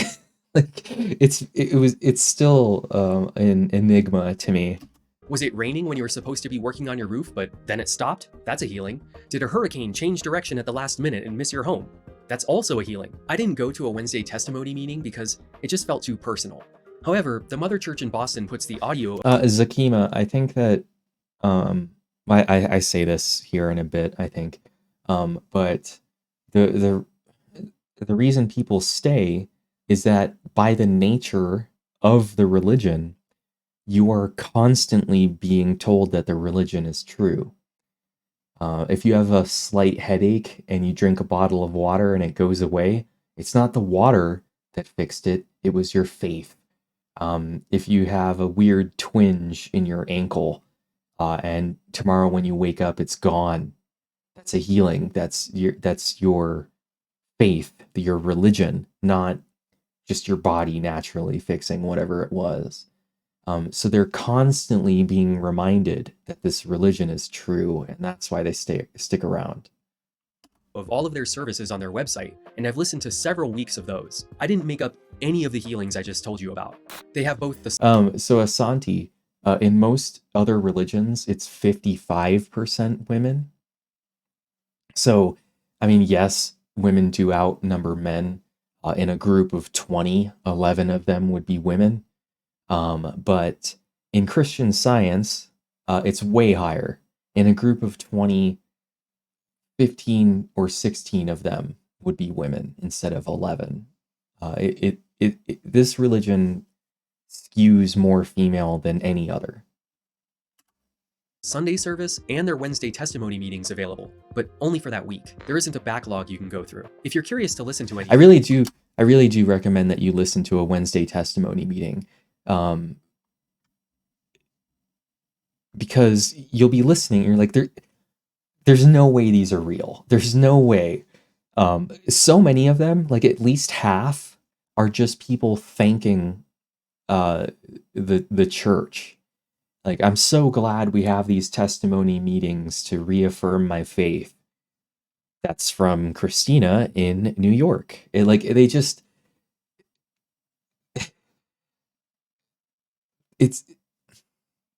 I feel like they add in the thanks because they aren't getting any real ones. But I have no idea. You should listen to them though, because you'll hear like, oh, it was raining and it stopped. And I'm so thankful to Christian Science. the links are down below. Pretty much every testimony follows a basic formula. First, a brief description of the problem. I was suffering from a cold where it was just very moist. My eyes are watering, everything, I'm blowing, I'm coughing, everything else. Then the specific passage from the Bible or Science and Health that they used. I opened up my Science and Health, and what really struck me was a paragraph on page 495 in Science and Health where it begins, when the illusion of sickness or sin tempts you, cling steadfastly to God and His idea. Allow nothing but His likeness to abide in your consciousness. Then a this religion is very middle to upper class. So I don't doubt that she is at least well off. I won't say rich, but at least middle class. Description of the resolution, which is always complete and total. And I was completely healed. Where did all the stuff go? It never was. It wasn't a part of God's creation. And finally, they express gratitude, especially towards Christian Science and Mary Baker Eddy. And I thought of all the healings my family when I was growing up has had, and my family with my 2 daughters and my husband. And I was just filled with gratitude. So I just wanted to say thank you, not only to Christian Science, but to Mary Baker Eddy for what she gave us with this wonderful, wonderful way of thinking. So I'm so grateful to have the support of our practitioners, the Sunday school lessons that I've learned over the years, and the support of our church. Christian Scientists are encouraged. That's a hard question to answer, Asante, because the church doesn't really take any positions on political issues. A few decades ago, they were anti-homosexuality. So I guess if I had to guess, I would say most of them lean Republican. So they were anti-homosexuality. They're anti-vax. But like they don't have a position on abortion. Or war. Still, though, I would guess that most of them lean Republican, but that's just a guess. To submit their healing testimonies to the Mother Church, where they'll often be included in the monthly Christian Science Journal or the weekly Christian Science Sentinel, which began in 1898. This is a Christian Science weekly from December 1898. The weekly was all this tape and stuff was put here by the church. Like they had a table of just. It was labeled like free reading, and I went up to it, and it's just all this old stuff from like 1910, 1940, and I found this from 1898. I didn't even know what it was when I picked it up, but it was falling apart, and they had already taped it back together. And it wasn't until like I got home, and I was putting together the timeline. That's what I was doing. Putting together the timeline of when the Sentinel started and how it used to be called the Christian Science Weekly. And I was like, whoa, wait a second. Oh, I have one of the Christian Science Weeklies from like the 3 months that it was called the Weekly. So now it like retroactively became more important to me than when I just picked up this random old piece of paper. renamed into the Sentinel the next month. This isn't a reprint, this is the actual thing, and it's now the oldest thing I own. In my opinion, the reason they have these testimony meetings and they're printed in every publication is that Christian Scientists need constant affirmations that healings are a totally real thing. In 1954, R.W. England did a wide-ranging analysis of the healings reported in the various periodicals and came out with a pretty brutal paper. Most conspicuous was an apparent ignorance of or indifference to the natural healing powers of the human body. Thus, a vast number of minor I'm gonna do some push-ups. ranging from athlete's foot to the common cold were treated and cured by the application of divine truth. Furthermore, there is, among the 500 communicants, considerable attention given to types of disorders so insignificant as to be of practically no consequence so far as one's daily life is concerned. Chapped hands, lone warts, a burned fingernail, hangnails, vague fleeting pains, and momentary dizziness were not infrequently the healings for which testimony was given. When they vanish, as they almost inevitably must, Christian Scientists give credit not to their resilient organisms but to their religion. Thus, by virtue of the peculiar emphasis of their faith and the peculiar functioning of the human body, scientists have a constant and automatic source of evidence confirming their beliefs. Okay, I guess it's his opinion too, but just Yeah, that was 20. first. The number of cancers, tumors, broken bones, and cases of pneumonia and acute appendicitis, which were self-diagnosed by the writers, seemed The oldest thing before the Christian Science Weekly was probably the company script from like those old coal camps and stuff. I'd have to look. I probably have a coin from 1910s or 1920s. And then before that, it was the World War II running shoes. Definitely. Yeah, like I had to buy those from an antique shop, an online antique dealer, whatever you call those people. large. It seems likely that most of the more dramatic cures are due simply to mistaken diagnosis. In scores of I'm way out of shape. Are you kidding me? broke their skulls, dislocated organs, awoke in the night with pneumonia, decided that mysterious lumps were cancers, or found themselves in other ways serious victims of mortal mind. Elated and gratified when their skulls mended, their organs returned to place, their pneumonia and cancers vanished, they wrote... I guess correct, Mom. The church has quite a few publications that still print testimonies of healing, including the Christian Science Journal, the Sentinel, and the Herald, which is the international version of the journal and began in 1903. One of the bylaws in the church manual states that members are required to subscribe to them if they can afford it. It shall be the privilege and duty of every Well, you should probably be able to do like one push-up. articles which are the organs of this church, and it shall be the duty Just of the saying. directors to see that these periodicals are ably edited and kept abreast of the times.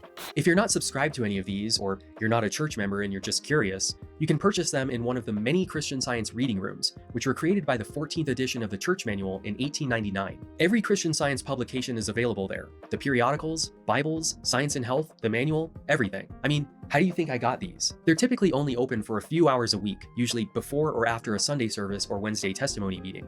The rest of the time, they're just sort of empty store windows. Whenever I go into a town that's kind of rich, there's a Christian Science reading room, and the two things are going on. Nobody's in there, and there's books in the window. What is that? I'm not kidding. I know, that's this is like you have. It looks like you have as many as Starbucks. In Mary Baker Eddy's So yeah, I mean that is a accurate representation of what Christian Science reading rooms are.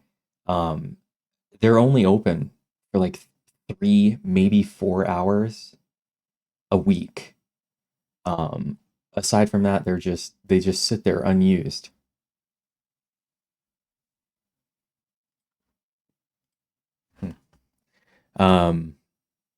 So yeah, they're and they always take like prime real estate, like on the main street of town, in the middle of the most popular shopping mall. It's always like fantastic real estate, and it's only open for like 3 or 4 hours a week. It's ridiculous to me. I don't know if those are tax exempt. Like the church, obviously, like the actual church is, but I don't know if the reading rooms are. I didn't really look into that.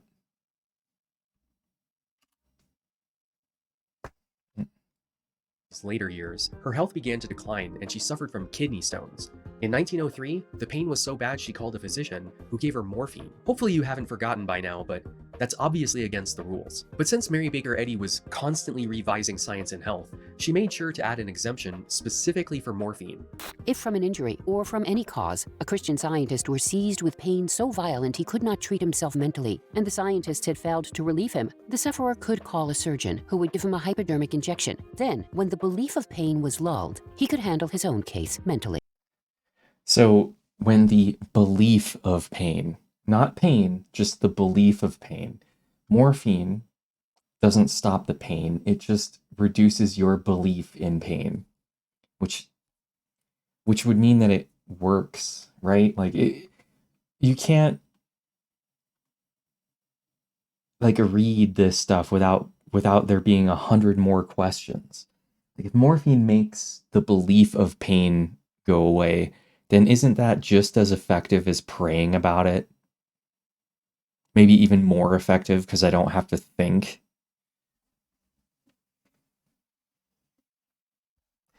Well, okay, I mean, pain is a weird sensation in your body anyway. Because it's like taste. It's like tasting metal or something. The taste is just the sensation you feel. It has nothing to do with like the chemical reactions or anything. So pain is just a signal being sent to your brain. It isn't actually like your cells screaming and dying or anything. But all pain medications work that way. Ibuprofen, Tylenol, morphine, they reduce the signal being sent. The only way to stop the pain would be to fix the source, which you can't really do actively. You just have to wait for it to stop. You see, the morphine doesn't cure you. It just allows you to... But they didn't understand that back then. Mary was caught going to the... They didn't understand how morphine worked or anything. They just knew that it worked. So it's not like they understood that morphine just stops the signals, the neurotransmitters. dentist to have some teeth pulled. The Boston Herald reported on the story because it seemed to go against her own teaching, and she was invited to give a response. If I employ a dental surgeon, and he believes that the extraction of a tooth is made easier by some application or means which he employs, and I object to the employment of this means, he thinks I must suffer because his method is interfered with. Therefore, his mental force weighs against a painless operation, whereas it should be put in the same scale as mine, thus producing a painless operation as a logical result. I can forgive you if you think that was a vague non-answer, but I've read enough of her work by now to be able to decipher it. She's saying that if she goes to... I live in almost constant fear of a kidney stone. Like growing up, I was told that it is the male equivalent of childbirth. And ever since then, I'm like,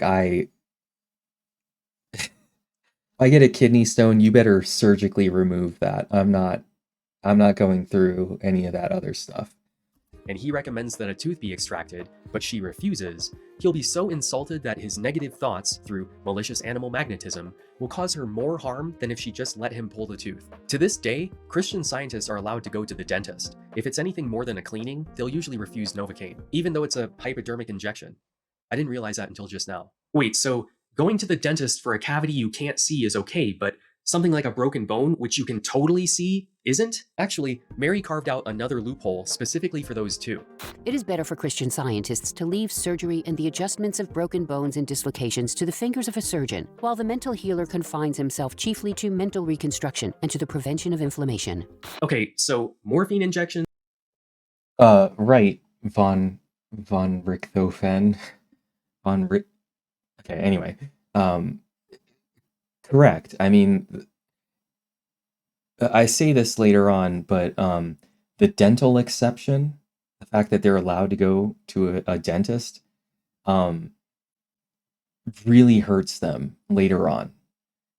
Because when parents are getting, not sued, when parents are being charged with manslaughter or child neglect or anything, the jury would see like the father has a gold tooth or a mouthful of fillings, and would be like, so you go to the dentist, but you won't give insulin to your child or whatever. Like, it's an obvious, enormous contradiction. That, I mean, Mary Baker Eddy wrote it because she got caught going against her own rules, and so she had to change the rule to allow that specific thing, and it hurts them in the end. So, dental work, and broken bones, but not diseases or tumors or anything? Don't just tell me it's another unanswered question. Okay, so that one does have an answer, but I don't think you're going to like it. Whenever a Christian Scientist is questioned on why they're allowed to do these things, but not those things, they will tell you that every member of the church is free to do whatever they want. A student of Christian Science can do anything they want to. They're free to go to a doctor. They are free moral agents to make any choice they want to. Why not prayer and the antibiotic? Yeah. Well, I mean, I'm asked that it question. seems so logical. I know. I'm asked that question all the time. And people do that, Larry. People are free to do whatever they want to do. You're not thrown out of the church. Not at all. There's nothing in the church that would say you cannot do this. They don't kick you out. But what she's saying here is a lie. They put you on probation, which means that you can't serve on any committees or work in the reading room or teach Sunday school or anything. You lose you basically just go back to being a parishioner rather than in leadership. And socially, the rest of the congregation will think less of you. But correct, you're not thrown out of the church if you do it. So. And you're not thrown out. No, nothing like that. The reason they can claim that people are free to do whatever they want, even though science and health, through policies like radical reliance, say you can't, is that Mary inserted one last blanket exception. Yeah, shunning, yeah. If Christian Scientists ever fail to receive aid from other scientists, their brethren upon whom they may call, God will still guide them into the right use of temporary and eternal means. So, if prayer doesn't work, you're allowed to go to the doctor and get treatment, or have surgery, or take Dayquil, whatever you need. But while that wide open loophole exists, most everyday Christian Scientists will refuse to go to a doctor or a hospital or have surgery. They won't take medication of any kind. Most won't even take vitamins. They practice radical reliance. You're right, I didn't like that answer. That Virginia S. Harris interview, he straight up asks her, do you take herbal supplements? And she jokes about drinking herbal tea, but he's like, no, I mean vitamins. No. And he repeatedly asks her, you won't even take an aspirin? Nope, because I won't need it. I can pray away the headache. Yeah. Eccleston, because it's kind of a proof of faith that they don't use the loophole. I'm trying to think of a Christian equivalent to that. I mean, some people still don't eat meat on Friday, and they sort of look down on people who eat fish on Friday, thinking that's not meat because it's some biblical reason. It's sort of well, I'm more of a Christian Scientist than you are, that kind of thing. I'm a better practicer. I can't say practitioner because that means something different. I follow the beliefs more strictly than you do, kind of thing. 1907 was a particularly brutal year. You might be a Star Wars fan, but did you read all the books like I did? For Mary. In January, McClure's magazine ran a series of exposés discussing her various eccentricities, vanity, intolerance, and most importantly, her exaggerated and fabricated history. These articles are the main reason we know so much about her childhood, her hypochondria, and the infamous fall. They interviewed her family members, friends, neighbors, and even the doctor who treated her. The series by Georgine Milmine was compiled into a book which was published in 1909. Despite the fact that all of their claims were meticulously fact-checked and documented, the church denounced it as yellow journalism. Mary had created a system of one-man committees known as the Committee on Publication. Every state has one. They're known as COPs for short. Their main job is to correct false newspaper stories about Christian Science, Eddy herself, or members of the church. They even keep it. All of the Star Wars books I read are no longer canon. And so I just don't follow that anymore. Like at any moment they can just declare that this book isn't real. An eye on legislation. Yeah, exactly what Ugly just said. That might restrict church practices. That becomes important later, so remember that. Mary stipulated that they should all be men, unless none can be found, mostly because they were expected to regularly rub elbows with newspaper editors, journalists, and lawmakers. Do you remember back when I said that Mary Baker Eddy was using a private definition of atonement? Well, I was lying. It's not private. Because the Committee on Publication successfully lobbied the Merriam-Webster Dictionary to add the Christian Science definition of the word. Her evictions and stuff were 1860s and 70s. By the 80s, when she had enough of a following, she pretty much had a permanent home. To atonement. It's still there, right now. The example. Yeah, the Merriam-Webster was early, like 1920s, I think. Human oneness with God. Let's pick another word at random. I don't know, truth. The body of all things, a judgment proposition, sincerity. There it is, number 4, capitalized. Christian Science, God. How about life? Okay, scroll. There it is, God. All of the 7 synonyms are in there, actually. Mind, spirit, soul, all of them. Here's one that's really gonna surprise you. What's the definition of Jesus? Yep. I still can't believe they got that. God definition added here too. No other religion gets to have their particular understanding of Jesus or of Christ added to the dictionary. That's how influential the church's Committee on... Like there isn't a Islamic definition of Jesus or Christ. It's Christian Science specifically. Yeah. When the Millmine book came out, they pressured bookstores and libraries not So God's Perfect Child told me about the synonyms. I think that's the only thing it talked about, was that it got its way into the synonyms got their way into the dictionary. But then I just decided to start looking up other words like atonement and Jesus, and I saw those also.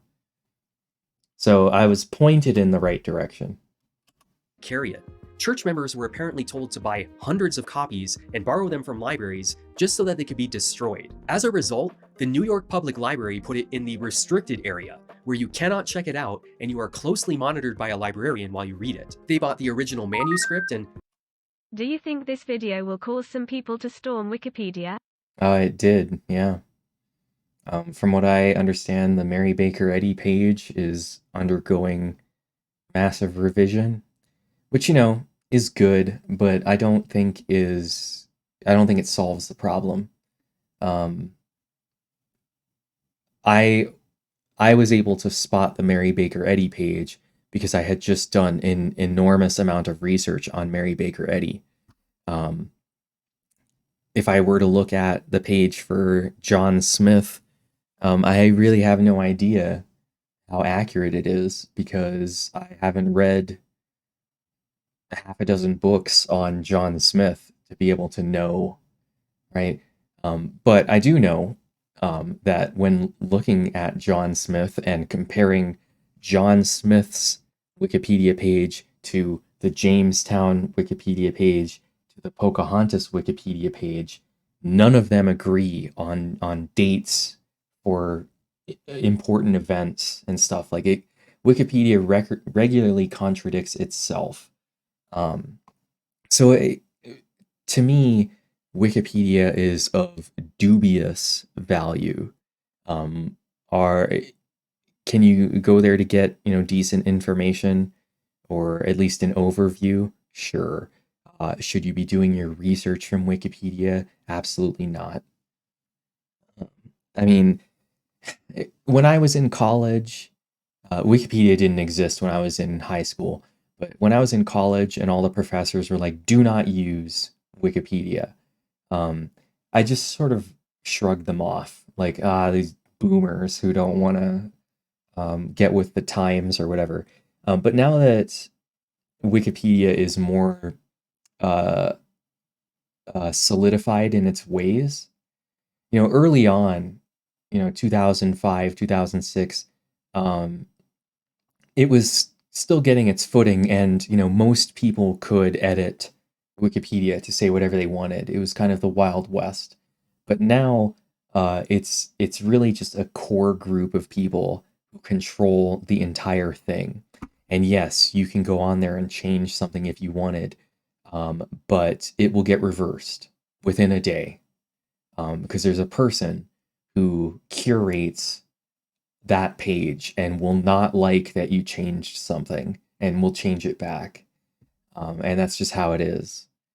So the way Wikipedia works now, I find it difficult to trust it entirely anyway.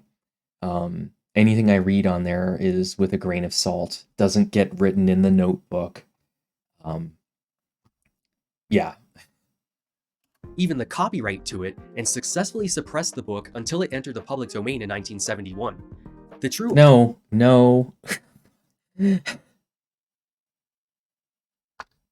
Okay, yeah, Wriggled it. That's how I'm gonna pronounce your name. In my section on Wikipedia, or it's early on. It's like within the first. Here it is. Within the first 40 something minutes, I point out that the Wikipedia page is written using mostly church sources. So if you were like, oh, I want to know about Mary Baker Eddy, let me scroll down to the references. Okay, let me pick that book. You're choosing a church source. It might be biased one way or the other. You don't really know. You don't really know who wrote it. And again, the only reason I was able to look at the references page and be like, these are all church historians, is because I read 4 books and then half a dozen other sources that told me that people like Peel and Goldschalk and Powell are church historians, and that Gill is not a trustworthy source. Yeah, if you were a subject matter expert, say you were a professor of Mary Baker Eddy studies, and you wrote the definitive book on Mary Baker Eddy, and you went to the Mary Baker Eddy Wikipedia page, and you rewrite it top to bottom because your information is spot on accurate, it will be gone tomorrow, and you wasted all your time. And if you try and change it again, they'll probably IP ban you so that you can't ever do it again. The author of the series wasn't discovered until 1993, 85 years after it was published. Turned out Georgine Milmine was a pseudonym for Willa Cather, the fiction writer. She apparently didn't want her career to be sullied by all of the expected drama. Now, if you remember back to the— Yeah, I agree with JJ's take almost completely. Samuel Clemens. I don't necessarily agree with his take that you should go to books, because that's kind of ridiculous. Most people are just going to search Google, and they just want the answer to whatever it is they're asking. I do that still to this day, because it is quick and easy. My main issue with Wikipedia is when it's used as a place for research, when it comes to in my current field, there are a lot of YouTubers, too many, who just read Wikipedia and write their video based on Wikipedia. I'm friends with a lot of them, so I'm not going to pick them out specifically, but I would venture to say most of them, actually. I would say most YouTubers just go straight to Wikipedia, and don't consult anything else. I think myself and JJ are the only two that I know who specifically do not use it. But anyway, when YouTube videos, college papers, essays, any sort of research, if you have to do research, and you go to Wikipedia, I think you're wrong. If you're arguing with your friend about what year such and such happened, just search for it and look at it on Wikipedia. Fine, that's fine. Just do that. You know, I'm not telling you to go get a book to find out what date something happened. But you know, if you're writing a paper and you're using Wikipedia, you're wrong. Daughter died after failing to be healed by a Christian Science practitioner, and that he held a grudge for the rest of his life. Well, he wrote a series of articles about his views on the church for Cosmopolitan Magazine and North American Review using his pen name, Mark Twain. He combined them together. Thanks, KMC. He titled Christian. In the first draft of this script, this Mark Twain bit was at the beginning. This was the opening, actually, was going to be this story about Samuel Clemens and how he wrote articles using his pen name, Mark Twain. That was going to be the intro because I thought it was such a good hook. Like, wait, Mark Twain was involved in this religion somehow? And that would keep people. But then I decided to go in a different direction entirely, like a few times. In Science, which also came out in 1907. It's hard to understate how big of a deal this was. Mark Twain isn't exactly known for writing non-fiction. I read his book as part of my research, and to my surprise, he actually believes that Christian Science works. Remember its principal great offer, to rid the race of pain and disease. Can it do so? In large measure, yes. How much of the pain and disease in the world is created by the imaginations of the sufferers, and then kept alive by those same imaginations? 4/5? Not anything short of that, I should think. Can Christian Science banish that 4/5? I think so. He has put all anxiety and fretting under his feet. What proportion of your earnings or income would you be willing to pay for that frame of mind, year in, year out? It really outvalues any price that can be put on it. Where can you purchase it? At any outlay of any sort, in any church or out of it, except the scientists. He also expresses a fear that Christian Science will grow out of control. Yeah, I was expecting him to be anti-religion, but that's just not the case. Like, no. Which is hilarious in hindsight. Is it insanity to believe that Christian Scientism is destined to make the most formidable show that any new religion has made in the world since the birth and spread of Mohammedanism? And that within a century from now it may stand second to Rome only, in numbers and power? I have not seen his critique of the Book of Mormon. It is a reasonably safe guess that in America in 1920 there will be 10 million Christian Scientists. And after a generation or two, we will probably divide Christendom with the Catholic Church. When you learn a little more about his history, his belief in their method makes sense. He did take his daughter to a practitioner after all. His wife Olivia was paralyzed in her youth and was cured by a mind healer. Like Eddie, she was also into alternative medicine and spiritual paths. Their daughter Clara was no different. In fact, well after Twain's book was published, she became a Christian Scientist. But the book is... Yeah, we used to, I mean, until very, very recently, we used to call Islam Mohammedanism.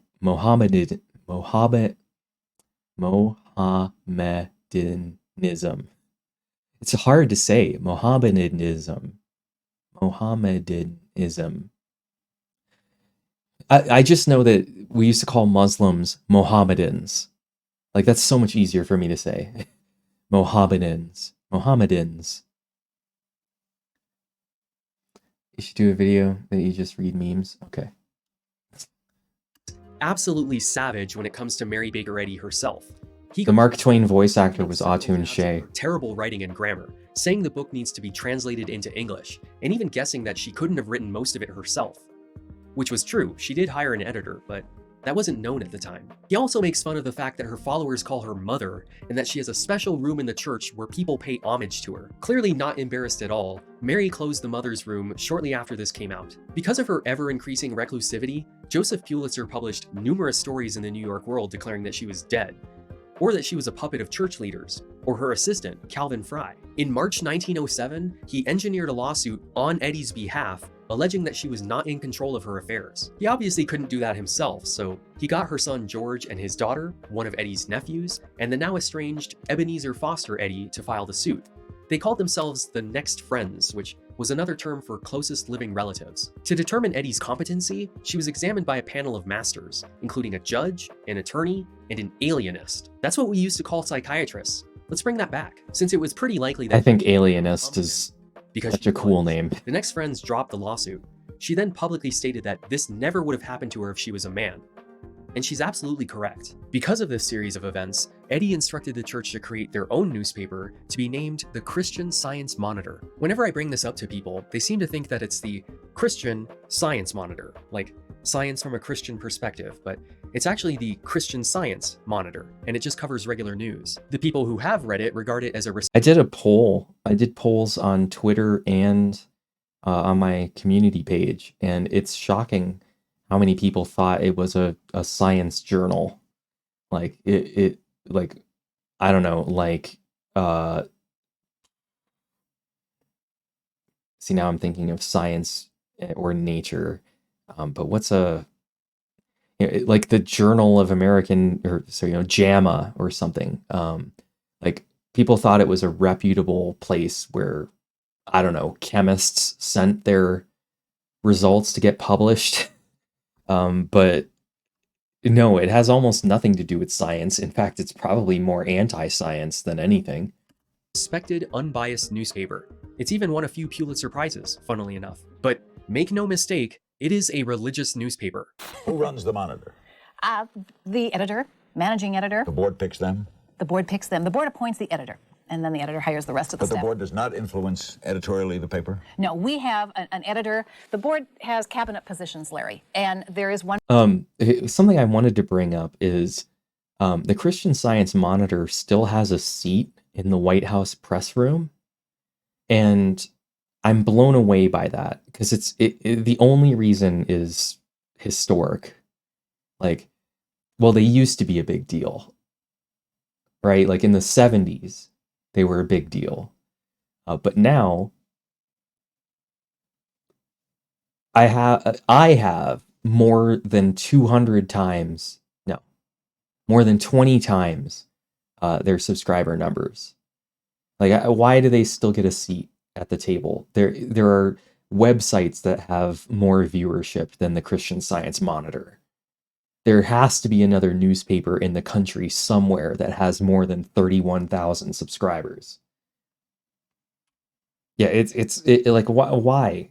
And of course, if the White House was ever like, nah, you don't get a seat here anymore because you're nothing, there would be a whole like, oh, the White House is anti-religion, blah blah, even though it's not a religious newspaper.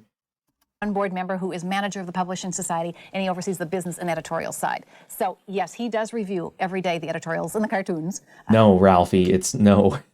I looked up, or I had the Discord help me look up where the Monitor ranks in web traffic for news websites, and it's not even in the top 1,000. It's pathetic.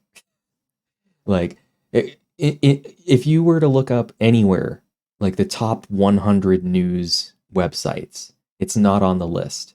So I had to ask people, like, can anyone help me find, I know it's not in the top 100, so where is it? And it was like number 1061 or something. Like, it's not even in the top 1,000. He approved the cartoons. He approved the cartoons about you. But he can say, don't run this? Yes.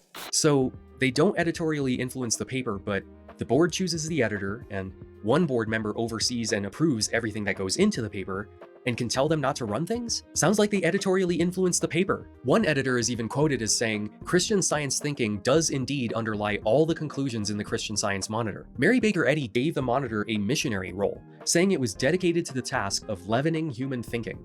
The leaven in this case is Christian Science. She said the Monitor would transform the entire mass of error. The fact that so many people think it's completely independent from the church is probably one of the greatest journalistic cons ever pulled. It's not the only religious newspaper masquerading as mainstream news, actually. The Washington Times is owned by the Moonies, the mass marriage cult from Korea.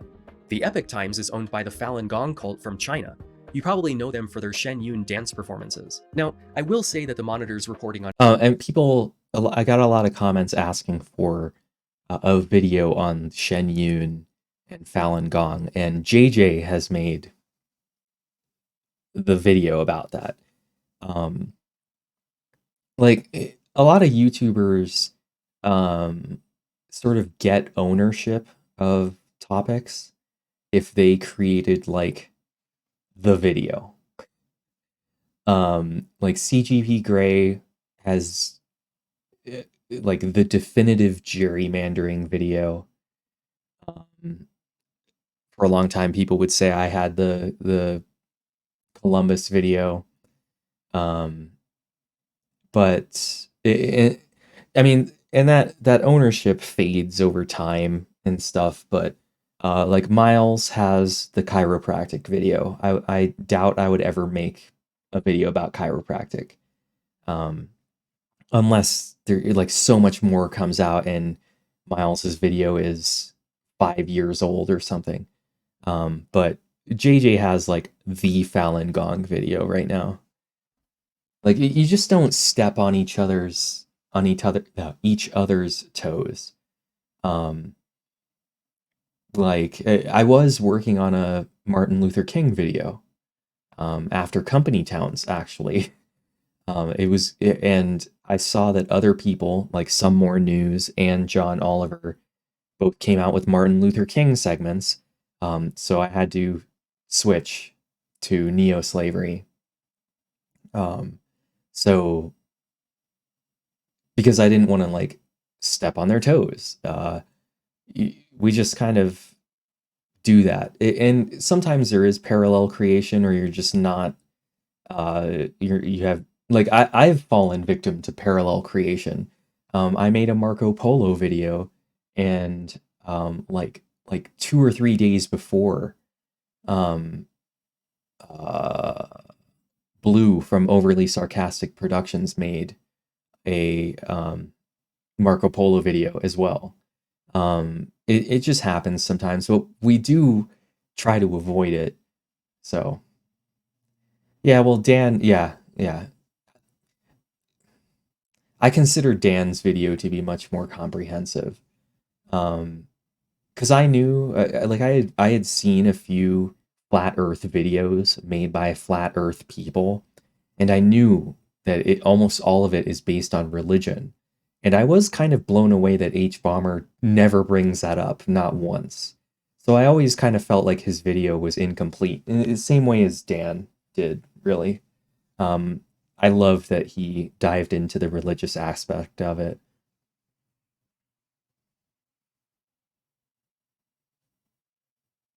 Yeah, great video on body language. Yeah, I've seen Mune Cat's video. I've watched quite a few of hers, actually. It's hard to say like what other topics she kind of owns. But anyway, on actual news is fair and balanced. The bias comes in when holding ideas. Report on. They rarely talk about crime. They don't talk. I'm blowing out my microphone somehow again, and will edit them out of pictures if necessary.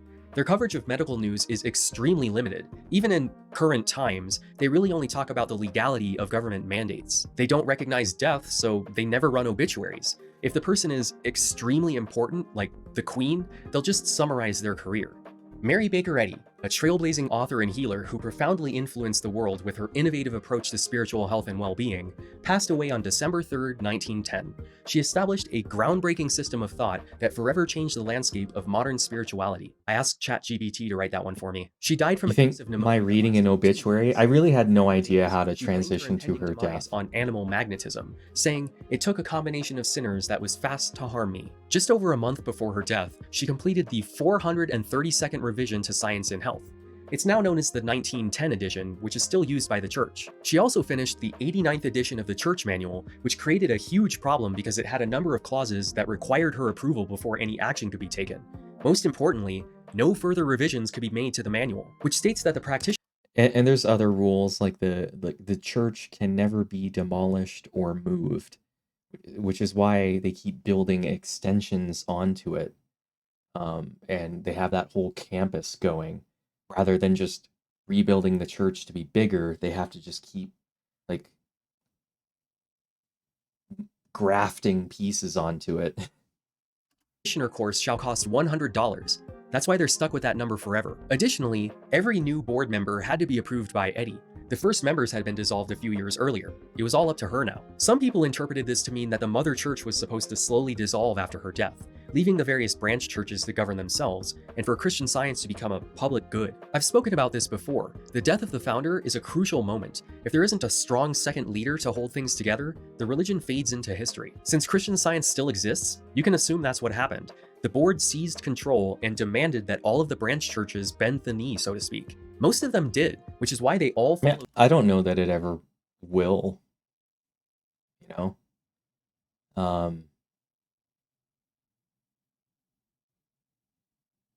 I think it'll just keep getting smaller and smaller, but I don't know that it'll ever just completely disappear. You know, you look at other religions that still cling to their beliefs, even though, you know, by modern standards, we would find them ridiculous. The Amish, you know, I'm trying to think of, are there still branch Davidians? Like, I feel like there are. Oh, okay, yes, Pat, yeah. Sorry, I didn't even see that in the chat. But yeah, there are still people who believe in Heaven's Gate. Like, who were original members, not just like random people. But like there are still Heaven's Gate members. So it's hard to say when a religion falls apart.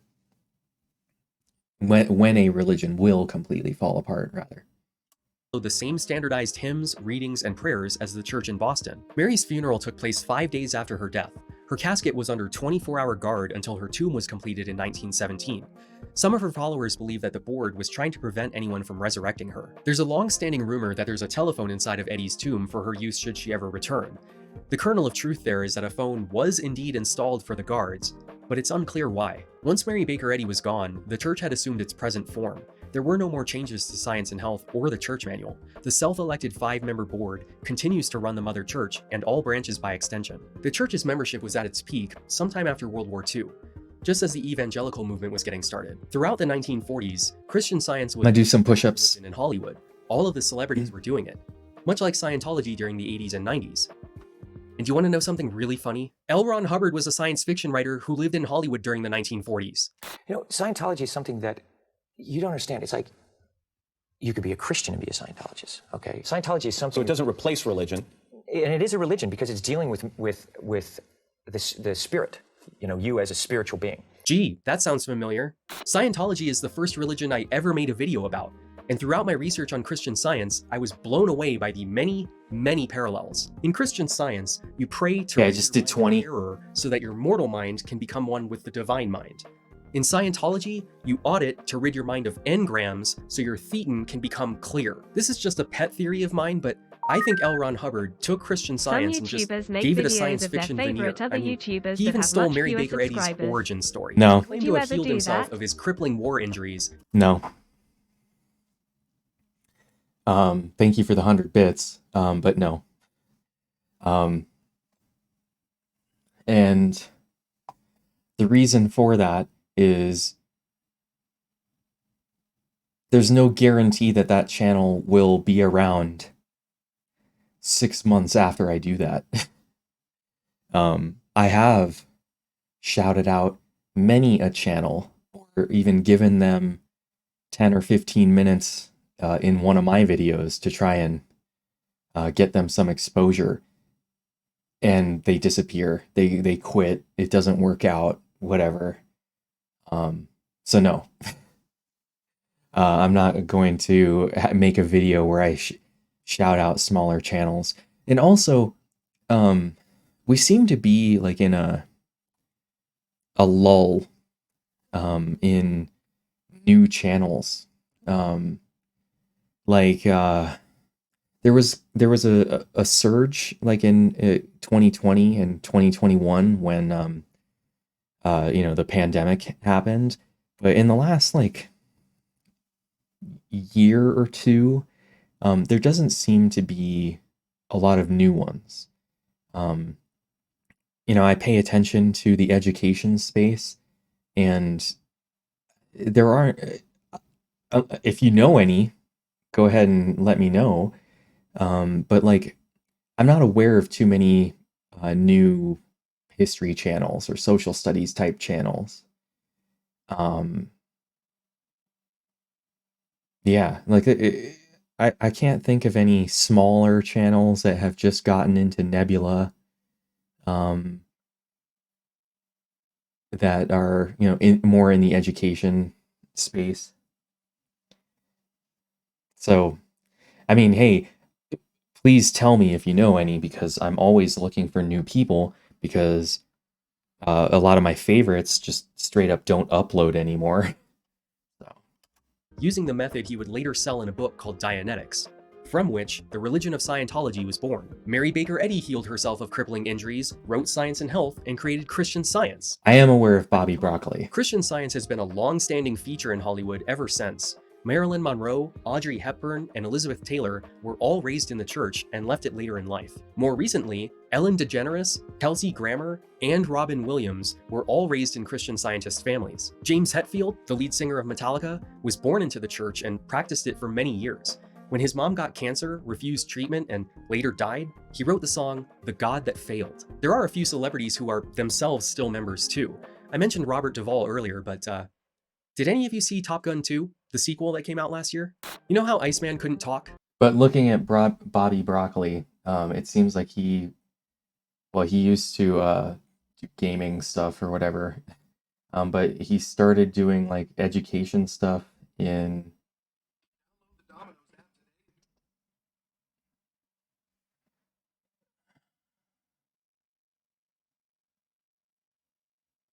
August 2020. So shortly after lockdown began, like I said. And he's established 360,000 subs. Like, point me to a 10K sub channel. And yes, Top Gun 2 was so bad. Like, if you just like explosions and fast things, you'll enjoy the movie. But as a veteran, especially, none of the plot made any sense. None of it. It's like there's no way Tom Cruise would still be in the Navy. They kick you out after 30, and in the movie he's been in for more than 36 years. Yeah, it's just there's so much about it that just doesn't make any sense. Yeah, Val Kilmer is a Christian Scientist who denied that he had throat cancer for years and didn't get it treated until it took his voice. That wasn't just a bit for the movie. He can't speak in reality. If you still aren't impressed, Alan Shepard, the first American in space, was a Christian Scientist. He took a microfilm of the Christian Science monitor to the moon on Apollo 14. In the years after the Abby Corner case in 1888, the American Medical Association was on a mission to outlaw Christian Science, referring to it as spiritual snake oil. Hundreds of doctors and lawyers began organizing to introduce laws to ban mental healing and alternative medicine, but they failed. Even Mark Twain pointed out that if they passed and the Second Coming were to happen, it would be illegal for Jesus to heal the sick. Convicting parents for not providing medical care to their children was difficult. Prosecutors had to prove that a doctor could have saved them, which was still questionable at the time. In 1902, Merrill Reed and his wife were charged with manslaughter for not seeking treatment for his daughter's diphtheria. Their entire defense rested on the idea that the antitoxin for diphtheria...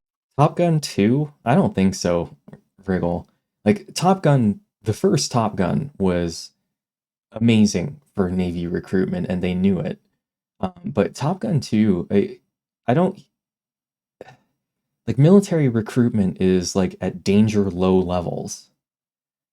Last I heard, anyway. I would be surprised if it helped. Because I think, Zoomer knowledge of what the military really is has done more harm than Top Gun could ever fix.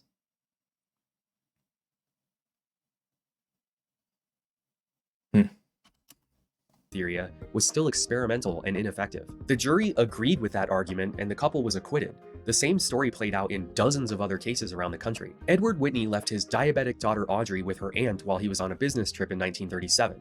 The aunt was a Christian Scientist and she consulted a practitioner named William Rupert, who advised that they discontinue her insulin. Audrey died in a diabetic coma on December 10th. Both the aunt and the practitioner were charged with manslaughter. I'm aware that he was working on one and never finished it or whatever, To Chicago and never will. 3 times in front of a witness. He was arrested and charged with attempted murder because Rupert survived after undergoing surgery. Despite threatening it, planning it, traveling over state lines, carrying it out, admitting to it, and showing absolutely no remorse, the jury found him not guilty. Because, of course, right? Who could blame him? Kid going into a diabetic coma? No healthcare. Rupert gets shot? All the healthcare.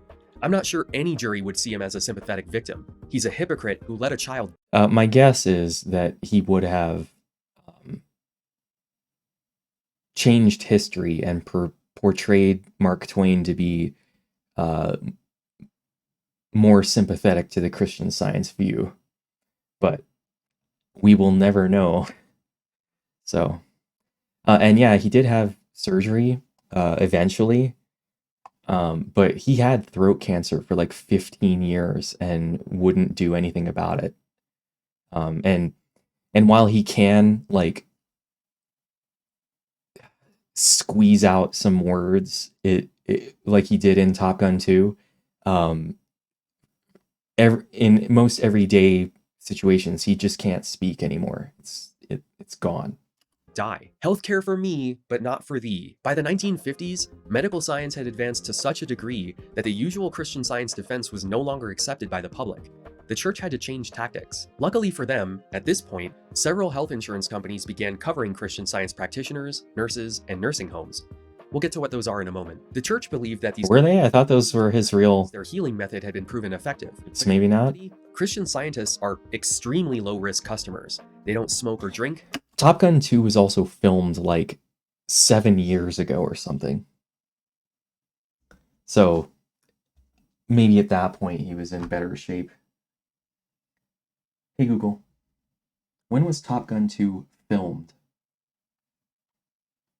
According to Wikipedia, principal photography, which involved the use of IMAX certified. Okay, so like 2018 is what it says. From May 2018 to April 2019 in California. So what is that? I guess it's 5 years ago.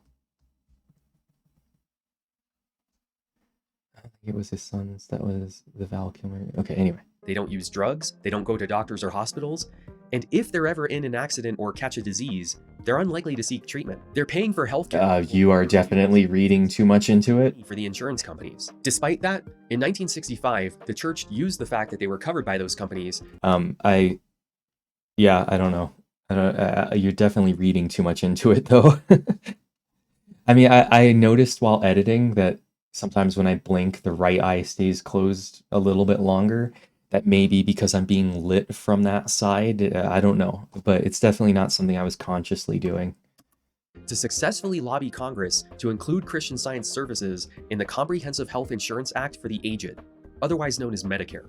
Benefits shall be paid with respect to services provided an individual by Christian Science practitioners during any calendar year. For purposes of this subsection, no person shall be considered a Christian Science practitioner with respect to the provision of any services unless he is listed as such in the Christian Science Journal at the time he provides them. I couldn't believe this part when I found out that this religion specifically got put into the Medicare law, and that I could look up the law and see it right there. Just boom, there it is.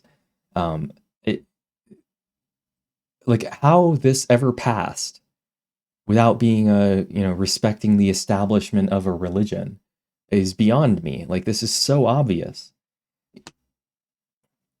The child neglect exemptions that were just like, if they're legitimately practicing his or her religious beliefs, like that could apply to any religion, but in practice only meant Christian Science. This can only ever be Christian Science.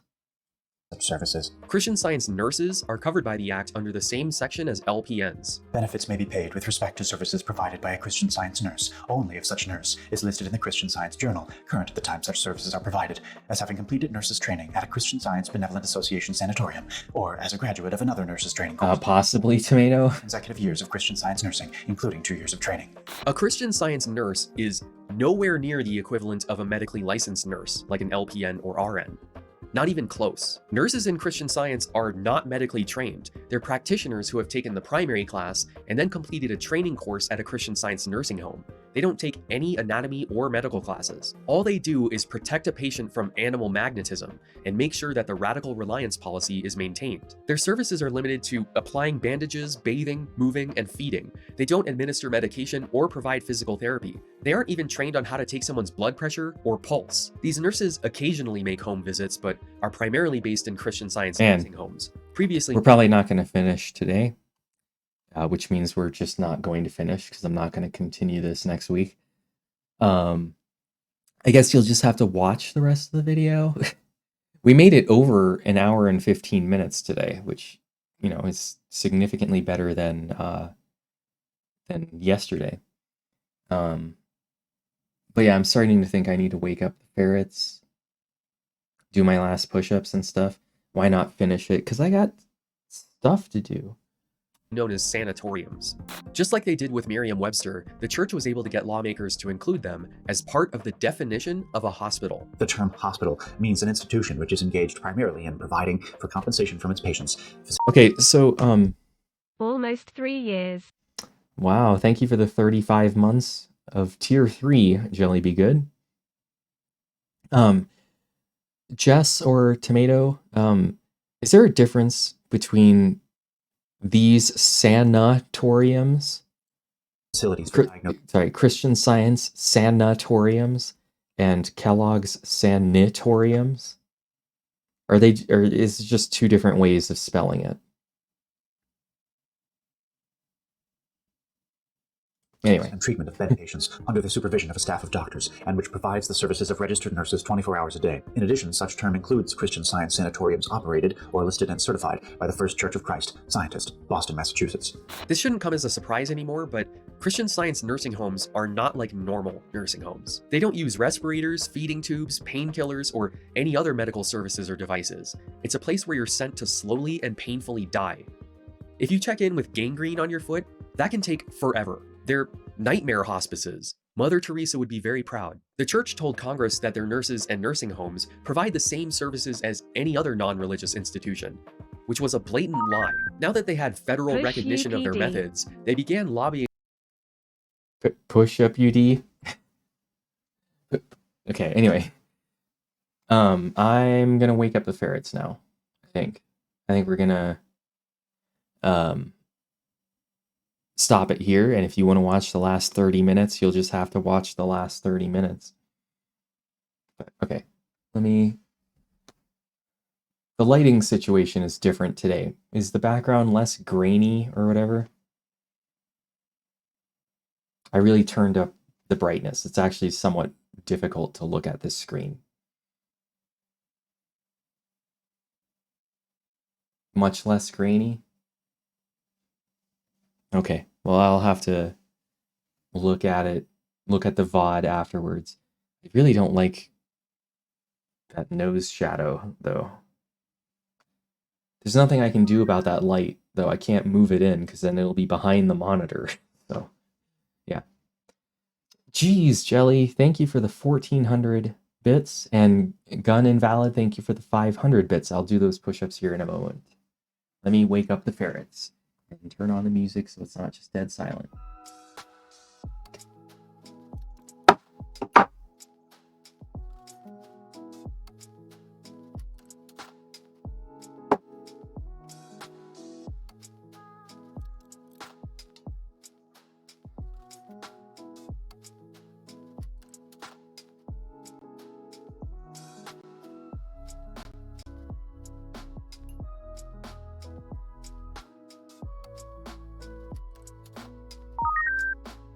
I forgot I had bits left.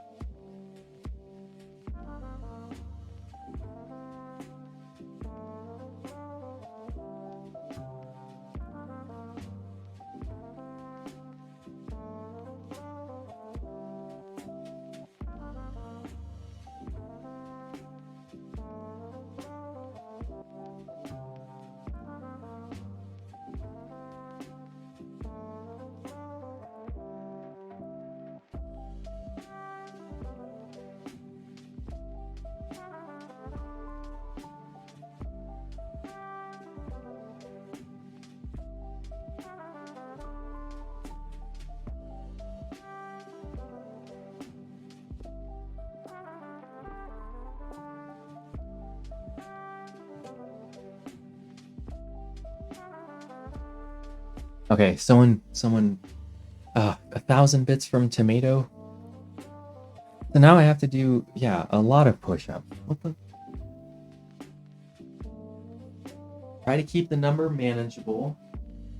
Then you come at the end and make me do 1 billion. Ridiculous.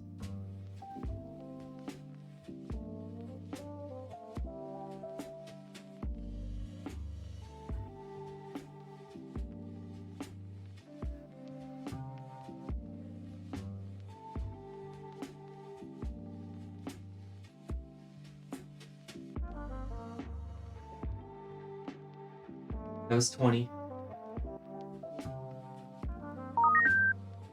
Manageable, you say?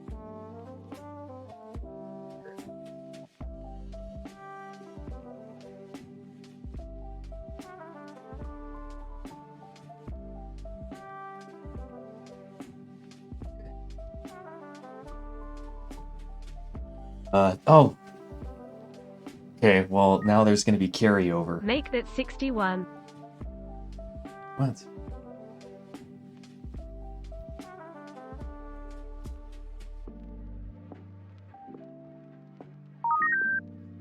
What are these bits?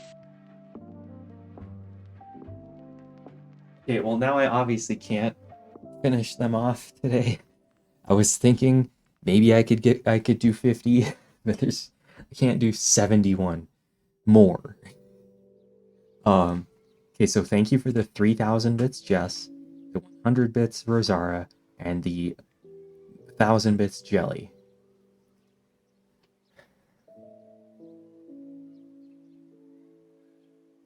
I mean, there's nothing to update. It's pretty much... We'll just make 80.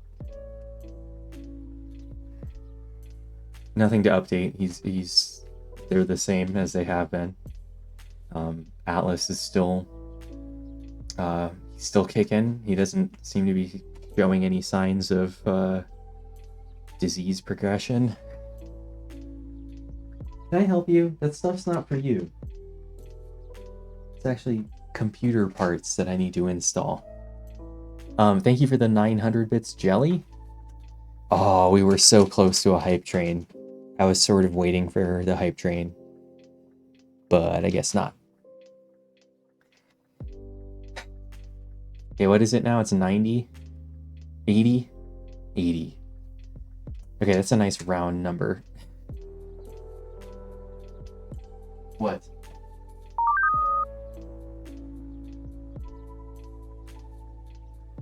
Thank you for the 5 gifted subs, Jelly. Jeez. You're really stacking them up. Okay, I'll do 20 more push-ups, but that's it.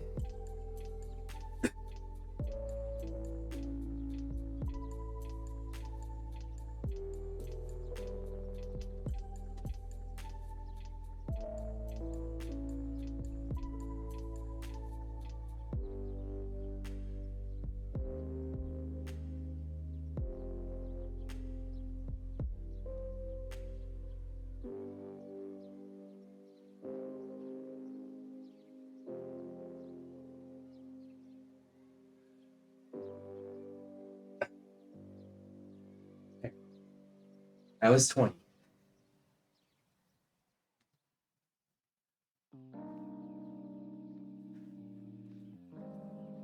Okay. Okay, with that out of the way, we're gonna end today. We'll be streaming on Sunday. I'm not entirely sure what we'll be doing yet, but I'll figure something out between now and then. Something related to the topic, though. So yeah, thanks for joining today. Thanks for all the donations and gifted subs. And I will see you next week. Have a good rest of your week. Bye.